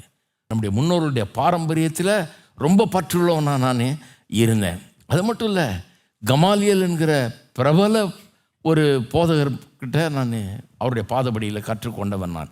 கமாலியல்னால் ஹார்வர்ட் யூனிவர்சிட்டிக்கு போன மாதிரி அந்த காலத்தில். அவரோட பெரிய டீச்சரு கிடையாது, பெருமையாக சொல்லிக்கிறார். அவர்கிட்ட படித்தவன் நான். எல்லாம் எருசலேமில் சொன்னால் அந்த கமாலியல்ன்ற பேர் யாருக்கும் சொல்ல வேண்டியதில்லை, சொன்னாலே எல்லாருக்கும் தெரியும் யார் அவருன்னு. அப்போ பெரிய ஃபேமஸான ஆள். அப்போ யூத பின்னணியை குறித்து எனக்கு வெட்கமே கிடையாது. ஏன்னா யூதர்களை கர்த்தர் தெரிந்து கொண்டார், ஆபிரகாமை தெரிந்து கொண்டார், அவனுடைய வம்சத்தை தெரிந்து கொண்டார், விசேஷமான ஜனங்களாக அவர் இருந்தாங்க, விசேஷமாக அவர்கள் ஆசீர்வதித்தார். அதை குறித்து நான் எதுக்கு எதிர்த்து பேசணும்? அதை குறித்து நான் வெட்கப்படுறதுக்கு ஒன்றும் இல்லை, அதை குறித்து மோசமாக நினைக்கிறதுக்கும் ஒன்றும் இல்லை, அதை பெருமையாக தான் நான் நினைக்கிறேன் அப்படிங்கிறார். எல்லா ஜாதி ஜனங்களை எடுத்துக்கிட்டிங்கன்னா யூதர்கள மாதிரி ஒரு பெரிய ஆசீர்வதிக்கப்பட்ட ஜனங்களை பார்க்கவே முடியாது. ரொம்ப வித்தியாசமான ஜனங்கள், ரொம்ப ஆசீர்வதிக்கப்பட்ட ஜனங்கள்ன்றதில் பெருமைப்படுறார் அவர். யூதனாக இருக்கிறத பற்றி பெருமைப்படுறதுல நிறைய பேருடைய கதைகள்லாம் இருக்குது. அதை பற்றி வாசிக்க போனீங்கன்னா, இங்கிலாந்து தேசத்தில் 19ஆம் நூற்றாண்டில் ஒரு பிரைம் மினிஸ்டர் ஒருத்தர் இருந்தார். அவர் பேர் பெஞ்சமின் டிஸ்ரேலி. அவர் பேர் டிஸ்ரேலி, இஸ்ரேலின்ற மாதிரி டிஸ்ரேலின்னு வரும். 2 முறை பிரைம் மினிஸ்டராக இருந்தவர் அவர் அந்த காலத்தில். அவர் ஒரு தடவை பார்லிமெண்ட்டில் ஏதோ ஒரு வாக்குவாதம் நடக்கும்போது எதிர்கட்சிக்காரன் ஒரு ஆள் எழுந்திரிச்சு, ஆமாம் நீ யூதன் தானே அப்படின்ட்டான் அந்த ஆள். ஏன்னா இவர் யூத பின்னணியிலேருந்து வந்தவர். இவங்க அப்பா யூதராக இருந்து இவருக்கு 12 வயசாக இருக்கும்போது யூத மார்க்கத்திலேருந்து வெளியே வந்து அதில் ஏதோ ஒரு தகராறாகி அதுலேருந்து வெளியே வந்து ஆங்கிலிக்கன் சர்ச்சில் சேர்ந்துட்டார். அதுலேருந்து இவங்க ஆங்கிலிக்கனாக இருந்தாங்க. அப்படி தான் பிரைம் மினிஸ்டர் ஆனார். ஆனால் யூத பின்னணியிலேருந்து வந்தவர், அது எல்லாருக்கும் தெரியும். அவங்க இவரை குத்தி காட்டுறதுக்காக, ஆமாம் நீங்கள் யூத பின்னணியிலேருந்து வந்தீங்க, நீங்கள் யூதர் தானே அப்படின்ட்டான். அதுக்கு பதில் சொல்கிறாரு அவர், yes sir, that is true. ஆமாம் சார், அது உண்மை, நான் யூதன் தான். I am a Jew, but I remind you sir that half of Christendom worships a Jew. நான் உங்களுக்கு ஒன்று ஞாபகப்படுத்துகிறேன், கிறிஸ்தவரில் பாதி பேர் ஒரு யூதனை வணங்குகிறார்கள், மீதி பேர் ஒரு யூத தாயை வணங்குகிறார்கள். கத்தோலிக்கர்கள் மரியாதை வணங்குறத பற்றி சொல்கிறார். ஒரு பாதி பேர் யூதனை வணங்குறாங்க, இன்னொருத்தர் அவருடைய தாயாரை வணங்குகிறார்கள். When your ancestors were gathering acorns in German forest, my ancestors were giving law and religion to the world. உங்களுடைய முன்னோர்கள் கருவாலி மரத்து கொட்டையை பொறுக்கிட்டு இருந்த காலத்தில் எங்களுடைய முன்னோர்கள் நியாயப்பிரமாணத்தை உலகத்துக்கே போதித்து கொண்டிருந்தார்கள் அப்படின்னாராம். என்ன மாதிரி இது பாருங்க. யூத மார்க்கத்திலேருந்து வந்த ஆளுகளுக்கு ஒரு பெருமை இருக்குது. நானே பார்த்துருக்கேன். நான் அந்த பெருமையை பலரும் சொல்கிறாங்க, இவர் ரொம்ப பிரமாதமாக சொல்லியிருக்கார். பவுல் அப்படி தான் யோசித்தார், அதை பெருமையாக தான் நினச்சார் ஒழிய அதை ஒரு இகழ்ச்சியாக நினைக்கவில்லை. ஆனால் என்ன ஒன்று, இந்த நியாயப்பிரமாணத்தை பற்றிலாம் பெருமைப்பட்டார் அந்த காலத்தில். அதுதான் தனக்கு ரட்சிப்பை கொண்டு வரணும்னு நினச்சி அதை கரெக்டாக கடைபிடிக்க ஆரம்பித்தார். ஆனால் ரட்சிப்பை கொண்டு வரதுக்காக அது கொடுக்கப்படவே இல்லை. ரட்சிப்புக்கு நடத்தும்படியாக, ரட்சிப்பை கொடுக்கக்கூடிய ரட்சகரிடத்தில் நடத்தும்படியாக கொடுக்கப்பட்டது ஒழிய ரட்சிப்பை கொடுக்கறதுக்காக நடத்தப்படலாம். அந்த விதத்தில் அதை மிஸ்டேக் பண்ணிட்டார். அந்த ரிலிஜனையே, அந்த மார்க்கத்தையே, அதனுடைய போதனைகளையே தப்பாக நினச்சிட்டார் இவர். அப்படி தான் இவங்க நினச்சிட்டு இருக்காங்க. இப்போ அதனால தான் இவரை பிடிச்சி அடிக்கலான்னு பார்க்குறாங்க. அதைத்தான் சொல்ல வர்றாரு இவர். நானும் உங்களை மாதிரி தான் இருந்தேன், உங்களை விட ரொம்ப வெறியாக இருந்தேன். நீங்கள் யாராவது கொலை பண்ணியிருக்கீங்களா? நான் கொலை பண்ணியிருக்கேன்றார். நீங்கள் யாராவது அடிச்சிருக்கீங்களா? நான் அடிச்சிருக்கிறேன். கிறிஸ்துவை பற்றி பிரசங்கம் பண்ணவங்களும் அடிச்சிருக்கிறேன், கொன்று இருக்கிறேன், சபைகளை இழுத்து மூடி இருக்கிறேன், எல்லாம் பண்ணி உங்களை விட வெறியன் நான் அப்படின்றாரு. பீலேயாமின் காலத்தில் பீலேயாம் வந்து சபிக்க முடியல, இஸ்ரவேல் ஜனங்களை சபிக்க முடியாமல் அவன் ஒரு ஐடியா கற்றுத்தர்றான் பாலாக்கு ராஜாவுக்கு. இந்த ஜனங்களை கவுக்கணுன்னா நீ ஒன்று பண்ணு, உங்கள் நாட்டு பொண்ணுங்களை இந்த இஸ்ரேல் ஜனங்களோட பழகு விடு, வனாந்திரத்தில் பிரயாணம் பண்ணிகிட்டு இருக்கிற அந்த ஆண்களோட பழகு விடு, அவன் கெட்டு போயிடுவான். இந்த பொண்ணுங்க பின்னால் வந்து கடைசியில் இதுங்க வணங்குறதெல்லாம் வணங்க ஆரம்பிச்சிருவான், அப்புறம் அவனை கவுத்தரலாம் அப்படின்னு ஐடியா கொடுக்குறான். ஞாபகம் இருக்கா? பழைய ஏற்பாட்டில் இந்த ஐடியா ஒர்க் அவுட் ஆகுது. ஒர்க் அவுட் ஆகி ஒருத்தன் ஒரு பெண்ணை கூட்டிக்கிட்டு டென்ட்டுக்குள்ளே போகிறான். அதை ஒருத்தன் பார்த்துட்டான், ஆரோனின் மகனில் ஒருத்தன் பார்த்துட்டான். அதை பார்த்துட்டு அவனுக்குள்ள ஒரு பக்தி வைராக்கியமா, அந்த பக்தி வைராக்கியத்தில் ஒரு பெரிய ஈட்டி எடுத்துக்கிட்டு உள்ளே போனவன் பின்னால் போயிட்டு ஒரே குத்தா அவனையும் அந்த பொண்ணையும் சேர்ந்து குத்திருக்கான். ஒரே குத்தில் 2 பேரையும் சொருகிட்டு இருக்கிறான். அப்படியே அதை பாராட்டி பேசினாங்க யூதர்கள். அவனுக்கு பெரிய கர்த்தர் அவனை எப்படியெல்லாம் ஆசீர்வதிப்பாருன்னெல்லாம் சொல்லியிருக்குது. பக்தி வைராக்கியம், பக்தி வைராக்கியம்னா கொல்லணும், கடவுளுக்காக கொல்லணும் அப்படிங்கிற ஒரு பாலிசி. பவுல் சொல்கிறாரு, நான் அந்த மாதிரி ஆள், என் பக்தி வைராக்கியம் அவனுக்கு இருந்திருக்காது. பயங்கர பக்தி வைராக்கியம். எந்த அளவுக்கு பக்தி வைராக்கியம், நீலாம் சும்மா கத்துற. இன்றைக்கி சிலர் இருக்காங்கல்ல, பிரசங்கம் பண்ணுறது சின்ன கல்லை தூக்கி இப்படி போடுவான். இங்கே நடக்கும் அந்த மாதிரி. நான் ஆரம்பித்த காலத்தில் ஷீட்டெல்லாம் உடைச்சாங்க, கல்லை தூக்கி போட்டேன். இங்கே பக்கத்தில் இருந்து டமால் டிமில்னு விழும், பிரசங்கம் பண்ணுறப்போ டப்பு டப்புன்னு விழும், உடஞ்சிடலாம் திருப்பி மாற்றிக்கிட்டு இருப்பேன் நான். வெறும் எங்கேயா ஒளிஞ்சு அங்கே போய் நின்று போய் ஏறி பார்த்தீங்கன்னா ஓடிடுவான். அந்த மாதிரி கல்லை தூக்கி போடுற ஆள் இல்லை நான். சின்ன சின்ன கல்லை தூக்கி போடுற ஆள் இல்லை, நேராக நின்று கொலை பண்ணுற ஆள். அப்பேற்பட்ட ஒரு எதிராளி. அவ்வளோ பெரிய பக்தி வைராக்கியம் எனக்கு இருந்தது. நீ என்ன கத்துற, நீ என்ன பெரிய என்னை கொல்ல வர்ற, உன்னை விட பெரிய பக்தி வைராக்கியக்காரன் நான், அவ்வளோ பெரிய யூதன் நான், நீ பெரிய யூதன் நினச்சிக்காத, கத்திக்கிட்டு இருக்காதன்றார். அதுதான் சொல்ல வர்றார். இருக்கீங்களா? எத்தனை பேர் இருக்கிறீங்க? சரி, 22:6 வாசிக்கிறேன். இப்போ 6 16 வரைக்கும் வாசிக்கிறேன். அவருடைய மனம் திரும்புதலை பற்றி சொல்கிறார். எப்படி மனம் திரும்பினார்? 6 அப்படி நான் பிரயாணப்பட்டு தமஸ்குக்கு சமீபமான போது இவருடைய ரட்சிப்பை குறித்த சாட்சியை அப்போஸ்தலர் நடபடிகளில் மட்டும் 3 இடத்துல சொல்லப்பட்டிருக்கிறது. 9ஆம் அதிகாரத்தில் சரித்திரபூர்வமாக என்ன நடந்ததுன்னு லூக்கா எழுதுகிறார். எப்படி இவர் ரட்சிக்கப்பட்டார்னு, தமஸ்குக்கு போகிற வழியில் எப்படி இயேசுவை சந்தித்தார்ன்றதை சொல்கிறாரு. 22ஆம் அதிகாரத்தில் இங்கே பவுல் யூதர்கள்ட்ட பேசும்போது சொல்கிறாரு. இந்த அதிகாரத்தில் 26ஆம் அதிகாரத்தில் ஃபெஸ்டஸ் மற்றும் ஃபீலிக்ஸ் என்கிற 2 கவர்னருக்கு முன்னால் கொண்டு போய் நிறுத்தின போது புறஜாதிகள் மத்தியில் சாட்சி சொல்கிறார். 9ஆம் அதிகாரத்தில் சரித்திரபூர்வமாக சொல்லப்பட்டிருக்கு எப்படி ஆச்சுன்னு, என்ன சம்பவம் நடந்ததுன்னு. 22ஆம் அதிகாரத்தில் யூதர்கள் மத்தியில் சொல்கிறாரு எப்படி ரட்சிக்கப்பட்டாருன்னு. அங்கே 26ஆம் அதிகாரத்தில் புறஜாதிகள் மத்தியில், கவர்னர்கள் மத்தியில் தனக்கு என்ன நடந்ததுன்னு சொல்கிறார். அதில் ஒரு ஆள் சொல்கிறாருப்பா, கிட்டத்தட்ட உன் பிரசங்கத்தை கேட்டால் நான் ரட்சிக்கப்பட்டுருவோம் போல இருக்குன்னு, கிட்டத்தட்ட என்ன கிறிஸ்தவன் ஆக்கிடுவோம் போல இருக்குன்னு, அந்த மாதிரி சொல்கிறார் சாட்சியை.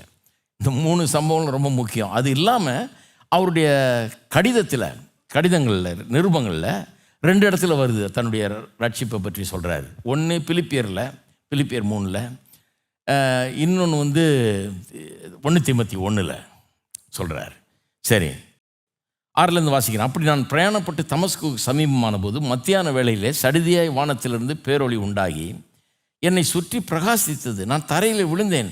அப்பொழுது சவுலே சவுலே நீ என்னை ஏன் துன்பப்படுத்துகிறாய் என்று என்னுடனே சொல்லுகிற ஒரு சத்தத்தை கேட்டேன். அதற்கு நான், ஆண்டவரே நீர் யார் என்றேன். அவர், நீ துன்பப்படுத்துகிற நசரேயனாகிய இயேசு நானே என்றார். என் உடனே கூட இருந்தவர்கள் வெளிச்சத்தை கண்டு பயமடைந்தார்கள். என் உடனே பேசினவருடைய சத்தத்தையோ அவர்கள் கேட்கவில்லை. அப்பொழுது நான், ஆண்டவரே நான் என்ன செய்ய வேண்டும் என்றேன். அதற்கு கர்த்தர், நீ எழுந்து தமஸ்குக்கு போ, நீ செய்யும்படி நியமிக்கப்பட்டதெல்லாம் அங்கே உனக்கு சொல்லப்படும் என்றார். அந்த ஒளியின் மகிமையினாலே நான் பார்வையற்று போனபடினால் என்னுடன் இருந்தவர்களால் கைலாகு கொடுத்து வழிநடத்தப்பட்டு தமஸ்குக்கு வந்தேன். அப்பொழுது வேத பிரமாணத்தின்படியே பக்தி உள்ளவனும் அங்கே குடியிருக்கிற சகல யூதராலும் நல்லவன் என்று சாட்சி பெற்றவனுமாகிய அனனியா என்றும் ஒருவன் என்னிடத்தில் வந்து நின்று, சகோதரனாகிய சவுலே, பார்வை அடைவாயாக என்றான். அந்நேரமே நான் பார்வை அடைந்து அவனை ஏறிட்டு பார்த்தேன். அப்பொழுது அவன், நம்முடைய முன்னோர்களின் தேவனுடைய திருவுளத்தை நீ அறியவும், நீதிபரரை தரிசிக்கவும், அவருடைய திருவாய்மொழியை கேட்கவும் அவர் உன்னை முன்னமே தெரிந்து கொண்டார். நீ கண்டவைகளையும் கேட்டவைகளையும் குறித்து சகல மனுஷருக்கு முன்பாக அவருக்கு சாட்சியாய் இருப்பாய்.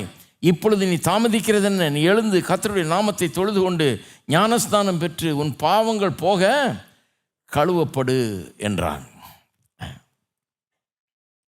மிகுந்த பக்தி வைராக்கியம் உள்ளவனாக இருந்தேன். நான் கிறிஸ்தவர்களை பிடிச்சி கொல்லணுன்றது தான் என் வேலையாக இருந்தது.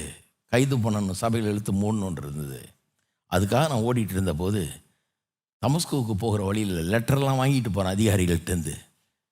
கிறிஸ்தவர்களை பிடிச்சி அரெஸ்ட் பண்ணலாம், நீதி விசாரணை கொண்டு வரலான்னு ரொம்ப லீகலாக ஆப்ரேட் பண்ணுறார். லெட்டரோடு போய் ஆளை பிடிச்சிட்டு வரலான்னு போகிறார். போகிற வழியில் இயேசுவை சந்திக்கிறாரு. சந்தித்தப்போ என்ன ஆச்சுன்னு சொல்லி சொல்லுகிறார். இந்த பவுலுடைய மனம் திரும்புதல் ஒரு பெரிய உண்மை பாருங்கள். கிறிஸ்தவத்தில் சொல்கிறாங்க 2 மாபெரும் உண்மைகள். இந்த 2 உண்மைகளை உண்மை இல்லைன்னு ஆக்கிட்டா கிறிஸ்தவமே இருக்காது, கிறிஸ்தவத்தையே கவுத்தரலாம் அப்படின்னு நிறைய பேர் நம்புகிறார்கள். அது 2 என்ன? 1, இயேசுனுடைய உயிர்த்தெழுதல். இயேசு உயிர்த்தெழலை, அது வெறும் கட்டுக்கதை அப்படிங்கிறத நிரூபிச்சிட்டா கிறிஸ்துவே அவனும் விசுவாசிக்காதபடி கிறிஸ்தவத்தையே அழிச்சிடலாம் அப்படின்றாங்க. அது மட்டும் இல்லை, 2வது இன்னொன்னையும் செய்யணுன்றாங்க. அது என்னன்னா, பவுல் அவர் ஏதோ மனம் திரும்பினார், இயேசுவை தரிசித்தார், போகிற வழியில் தமஸ்குவுக்கு போகிற வழியில் ஆளே மாறிட்டார் அப்படி இப்படின்றாங்க. அவர் தான் உலகம் முழுக்க சுவிசேஷத்தார். இதெல்லாம் கட்டுக்கதை. அவர் தரிசிக்கவும் இல்லை, இயேசு அவர் காட்சியளிக்கவும் இல்லை, அவர் ஒன்றும் மாற்றப்படவும் இல்லை அப்படின்னு நிரூபிச்சிட்டா இந்த இயேசு உயிர்த்தெழல, பவுல் ரட்சிக்கப்படலை, பவுல் இயேசுவை சந்திக்கலை, உயிர்த்தெழுந்த இயேசுவை சந்திக்கலை. இந்த 2த்தையும் காலி பண்ணிட்டா கிறிஸ்தவத்தையே ஒன்றும் இல்லாமல் ஆக்கிடலாம் அப்படின்னு நிறைய பேர் நம்புகிறாங்க. 19ஆம் நூற்றாண்டில் 2 பேர் இருந்தாங்க. ஒருத்தர் பேர் வந்து லார்ட் லிட்டில்டன் அப்படிங்கிறவர், இன்னொருத்தர் வந்து கில்பர்ட் வெஸ்ட். 2 பேரும் இளைஞர்களாக இருந்தாங்க. ஆனால் ரொம்ப புத்திசாலி இளைஞர்கள். அவிஸ்வாசிகள்லாம் சாதாரண அவிஸ்வாசி இல்லை, அவிஸ்வாசத்தில் ரொம்ப ஸ்ட்ராங்கான ஆட்கள். கிறிஸ்தவத்தை நான் விசுவாசிக்க வேண்டியதில்லை, அதில் ஒன்றும் கிடையாது, அதில் நம்புறதுக்கு எதுவும் கிடையாதுங்கிறதுக்கு நிறைய ஆதாரங்கள் இருக்குது அப்படின்னு நம்புகிறாங்க இவங்க. 2 பேரும் லாயர்ஸ் வேறு, ரொம்ப படித்த ஆளுங்க, ரொம்ப புத்தி கூர்மை உள்ள ஆட்கள். இவங்க 2 பேரும் ஒரு நாள் பேசிகிட்டு இருக்கும்போது பேசிக்கிட்டாங்களாம் அவங்க 2 பேருக்குள்ளேயும். இந்த மாதிரி கிறிஸ்தவம் வந்து உறுதியில்லாத அஸ்திபாரத்தின் மேலே கட்டப்பட்ட ஒன்று. இயேசு உயிர் தெழுந்தார்ன்றான், ஏன் நம்புவான்? எங்கே உயிர் தெழுந்து, எங்கே இருக்கிறாரு? இதெல்லாம் சும்மா கட்டுக்கதை போய். அப்புறம் சவுல் வந்து அந்த உயிர் தெழுந்த இயேசுவை சந்திச்சாருன்றாங்க. இதுவும் பெரிய கட்டுக்கதை. எங்கே சந்திச்சார்? அவர் உயிர்த்தெழுந்த கிறிஸ்துவை சந்திச்சார் அப்படின்னு சொல்கிறாங்க. இந்த 2ம் உண்மை இல்லைன்னு நிரூபிச்சிட்டா கிறிஸ்தவத்தையே உண்மை இல்லைன்னு நம்ம ஆக்கிடலாம் அப்படின்னு சொல்லி 2 பேரும் பேசினாங்களாம். பேசிகிட்டு இருந்தப்ப ஒருத்தர் சொன்னாராம், சரி அப்போ நீங்கள் ஒன்று பண்ணுங்கள். இந்த லார்ட் லிட்டில்டன் சொன்னாராம், நீங்கள் ஒன்று பண்ணுங்கள், கிறிஸ்து உயிர்த்தெழவில்லைங்கிறத நிரூபித்து ஒரு புஸ்தகம் எழுதுங்க. நீங்கள் ஆராய்ச்சி பண்ணுங்கள், ஆராய்ச்சி பண்ணிவிட்டு கிறிஸ்தவனுடைய உயிர்த்தெழுதலை பற்றி எழுதுங்க. அது உண்மையாக நடக்கலை, அது வெறும் கட்டுக்கதைன்றதை நிரூபிங்க. நான் வந்து பவுல் அப்போஸ்தலன் உயிர்த்தெழுந்த இயேசுவை சந்திக்கவில்லை, அப்படி ஒரு காரியம் நடக்கவே இல்லை, இதெல்லாம் கட்டுக்கதை, இதெல்லாம் சும்மா ஊர் கதையாக்கும், இதை வச்சு கிறிஸ்தவத்தை வளர்த்துருக்குறாங்க அப்படின்னு நான் நிரூபிச்சிடுறேன். 2 பேரும் அது 2 ரிசர்ச் ப்ராஜெக்டில் ஒர்க் பண்ணுவோம். 2 பேரும் தனித்தனியாக 2 சப்ஜெக்டில் ரிசர்ச் பண்ணுவோம், ஆதாரங்களை திரட்டி புக்கு எழுதுவோன்னு போனாங்க. போயிட்டு கொஞ்ச நாள் பொறுத்து சந்திச்சாங்களாம். சந்தித்த பிறகு ஒருத்தர் சொல்லிட்டாங்களாம், இப்போ நான் ஆராய்ச்சி பண்ணிகிட்ருக்கிறேன், ஆனால் ஒன்று இதில் ஏதோ உண்மை இருக்கும் போல இருக்கு தெரியுது அப்படின்னாங்களாம் ஒருத்தர். அடுத்த ஆள் சொன்னான், நானும் அதை தான் சொல்ல விரும்புகிறேன், நானும் ஆராய்ச்சி பண்ணிகிட்ருக்கிறேன், இதில் ஏதோ கொஞ்சம் உண்மை இருக்கும் போல இருக்குது தெரியுது அப்படின்னு. இருந்தாலும் 2 பேரும் விடாமல், சரி 2 பேரும் ஆராய்ச்சி பண்ணி பார்த்துருவோம் என்ன தான் இதுன்னு. உண்மை இருக்கிற மாதிரி தெரியுது, இருந்தாலும் முயற்சி எடுப்போம், உண்மை இல்லைன்றதை நிரூபிப்போம்னு சொல்லி முழுமையாக முயற்சி எடுத்து ரொம்ப கஷ்டப்பட்டு பல மாதங்கள் ட்ரை பண்ணி ஆராய்ச்சி பண்ணி எல்லாம் வாஸ்து ஆதாரங்கள் எல்லாம் திரட்டி கடைசியில் 2 பேரும் புக் எழுதினாங்க. இந்த கில்பர்ட் வெஸ்ட்ன்றவர் தி ரிசரக்ஷன் ஆஃப் ஜீசஸ் கிரைஸ்ட்னு ஒரு புக் எழுதினார். அதில் இயேசு கிறிஸ்து சரித்திரபூர்வமாக உயிரோடு எழுந்தார் என்பதற்கான ஆதாரத்தை எல்லாம் கொடுக்குறாரு. அதுக்கு பின்னால் கடந்த நூற்றாண்டில் ஒருத்தர் எழுதினார், ஃப்ராங்க் மாரிசன். அவர் வேறு ஹூ மூவ் தி ஸ்டோன் ஒரு புக் எழுதினார். அவரும் இதே மாதிரி தான், அவரும் லாயர். அவரும் இயேசுனுடைய உயிர்த்தெழுதலை இன்னும் உண்டு இல்லைனாக்கிறேன் பாருன்னு கிளம்புனவர் தான் அவர். அது பொய்ன்னு சொல்லி நான் நிரூபிச்சிடுறேன்னு பெரிய ஸ்மார்ட் ஆள், நல்லா படித்த ஆள். கடைசியில் அவர் திரட்டின ஆதாரங்கள்லாம் அவர் உயிரோடு எழுந்தாருன்றதுக்கு தான் ஆதாரம் இருக்குது. எந்த கோர்ட்டில் போனாலும் இதை வச்சு ஆதாரம்னா இயேசு உயிர் தெழுந்தாருன்றது தான் மின் பண்ணுன்ட்டார் அவர். சரி, லார்ட் லிட்டில்டன் அவர் ஒரு புக் எழுதினார், த கன்வர்ஷன் ஆஃப் செயின்ட் பால்னு ஒரு புத்தகம் எழுதினார். அதில் மெய்யாகவே உயிர் தெழுந்த இயேசுவை பவுல் சந்தித்தபடியினால தான் கொல்லக்கூட ஆயத்தமாக இருந்த ஒரு பக்தி வைராக்கியம் வெறி பிடிச்ச ஒரு மத வெறி பிடிச்ச ஒரு ஆள் இப்பேற்பட்ட ஒரு மாற்றத்தை அடைந்து எந்த கிறிஸ்துவுக்கு எதிராக பிரசங்கித்து கொலையெல்லாம் செய்தாரோ அதே கிறிஸ்துவை ஆண்டவர் என்று பிரசங்கித்தார் உலகம் முழுக்கெல்லாம். நிச்சயமாக அவர் அந்த இயேசுவை சந்தித்திருக்கிறார் அப்படின்னு எழுதினார்.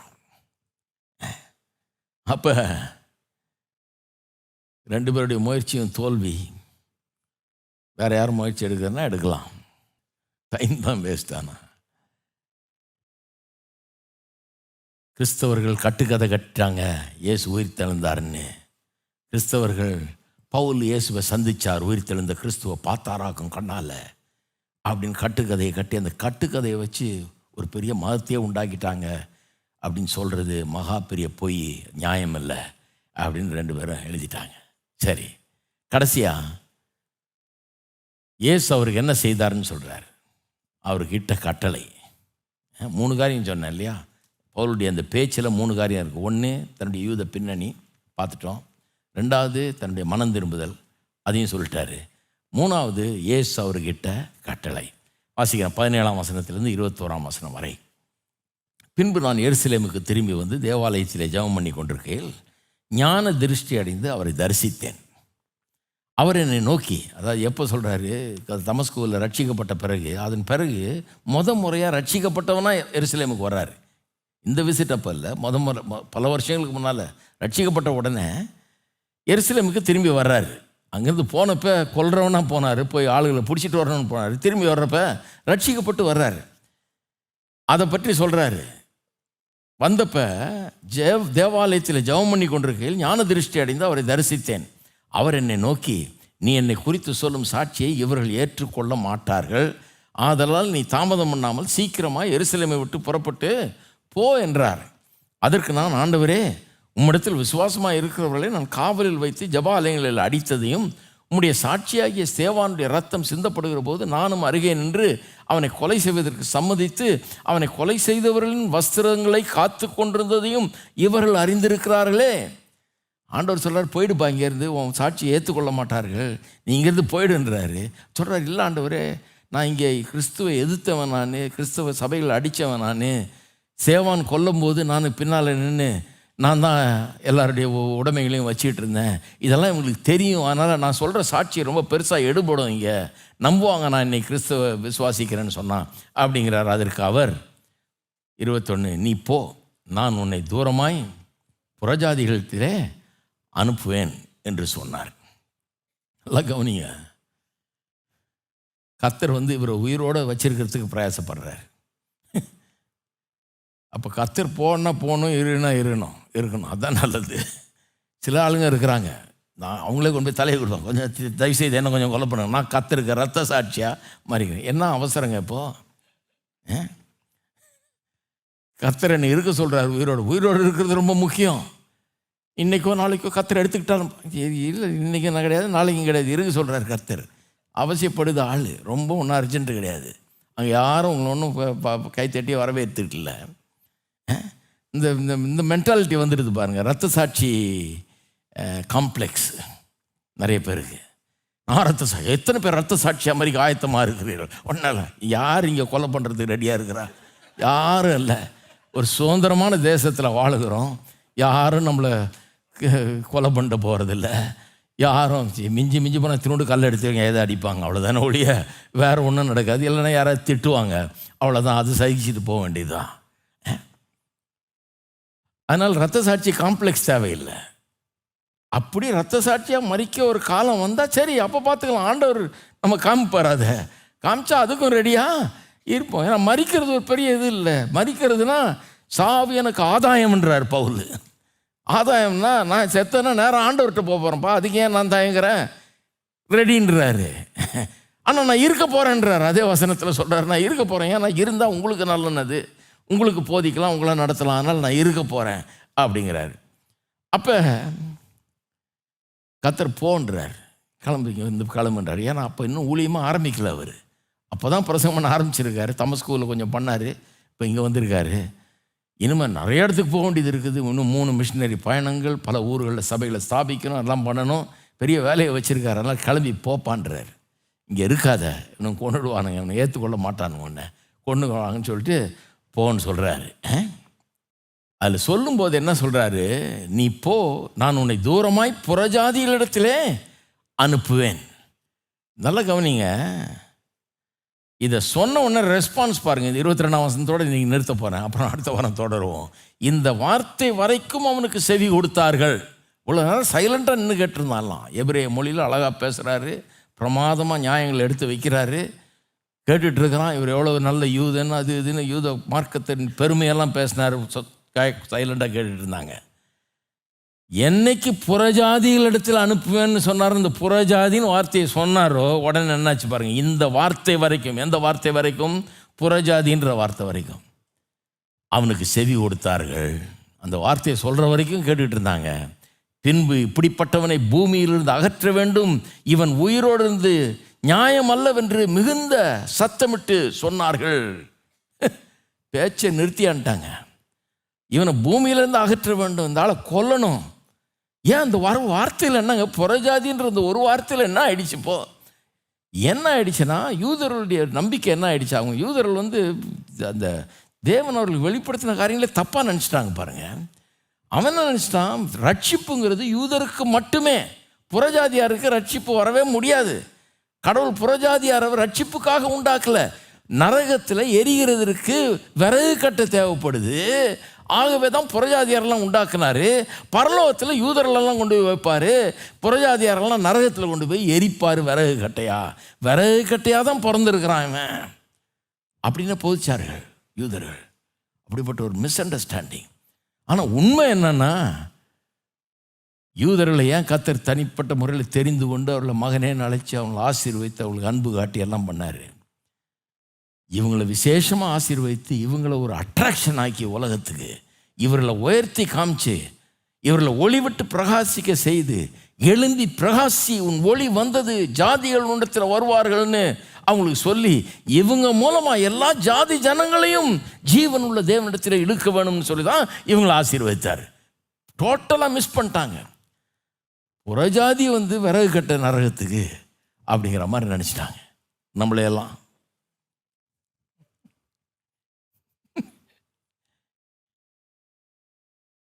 அதனால தான் கோபம் வருது. என்ன புறஜாதிகள்கிட்ட போனேன் எப்படி சொல்லியிருப்பாரு, நரகத்தின் அவனை உண்டாக்கியிருக்காரு. ரட்சிப்பு யூதர்களுடையது. அப்போ புறஜாதிகள்கிட்ட போன்னு சொன்னாருன்னு இவன் தேவ தூஷணம் பண்ணுறான்.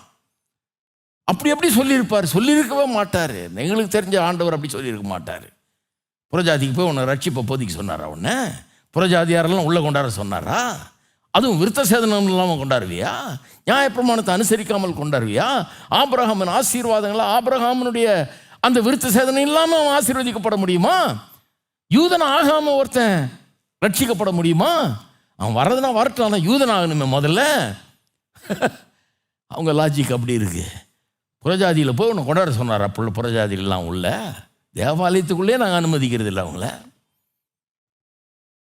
நீ எப்படி புறஜாதிகள்கிட்ட போன்னு கர்த்தர் சொன்னார்னு போய் நீ வேற பிரசங்கம் பண்ணி அவங்களுக்கு ரட்சிப்பை சொல்கிற? நீ உன்னை கொன்னே ஆகணும் அப்படிங்கிறாங்க. அங்கே தான் பேச்சு நிற்குது.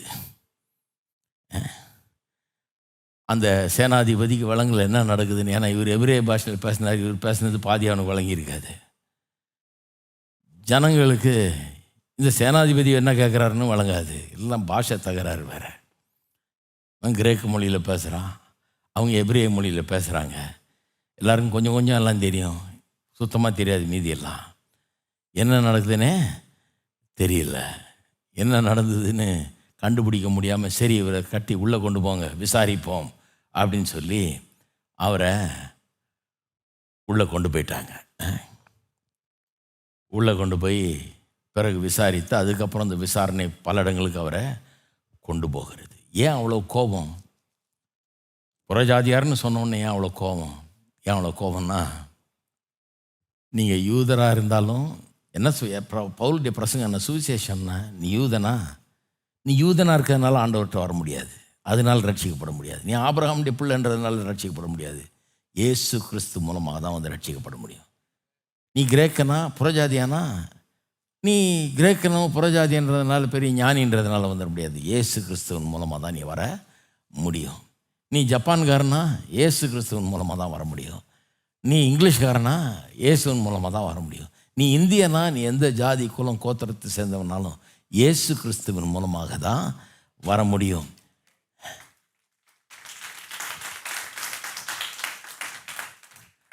நான் தொடர்ந்து நான் யூதனாக தான் இருப்பேன், இருந்துட்டு போ, ஆனால் இயேசு கிறிஸ்துவின் மூலமாக தான் ரட்சிக்கப்பட முடியும். நான் புறஜாதியானா தான் சரி இருந்துட்டு போ, ஒன்றும் அப்படி ஒன்றும் மாற்ற வேண்டிய அவசியம் கிடையாது. இயேசு கிறிஸ்துவின் மூலமாக தான் வர முடியும். நான் ஜப்பான்காரன், நான் ஜப்பான் கலாச்சாரத்தை தான் பின்பற்றிக்கோ, ஆனால் ரட்சிப்பு இயேசு கிறிஸ்துவின் மூலமாக தான். நான் வெள்ளைக்காரன், இங்கே பிரிட்டிஷ்காரன், நான் எங்கள் கலாச்சாரத்தை தாராளமாக பின்பற்றிக்கோ, ஆனால் இயேசு கிறிஸ்துவின் மூலமாக தான் வர முடியும். நான் இந்தியன், இந்த கலாச்சாரத்தை தாராளமாக பின்பற்றேன், யாரும் வேணான்னு சொல்லவே இல்லை. நான் டெய்லி சாம்பார் தான் சாப்பிட்றேன்.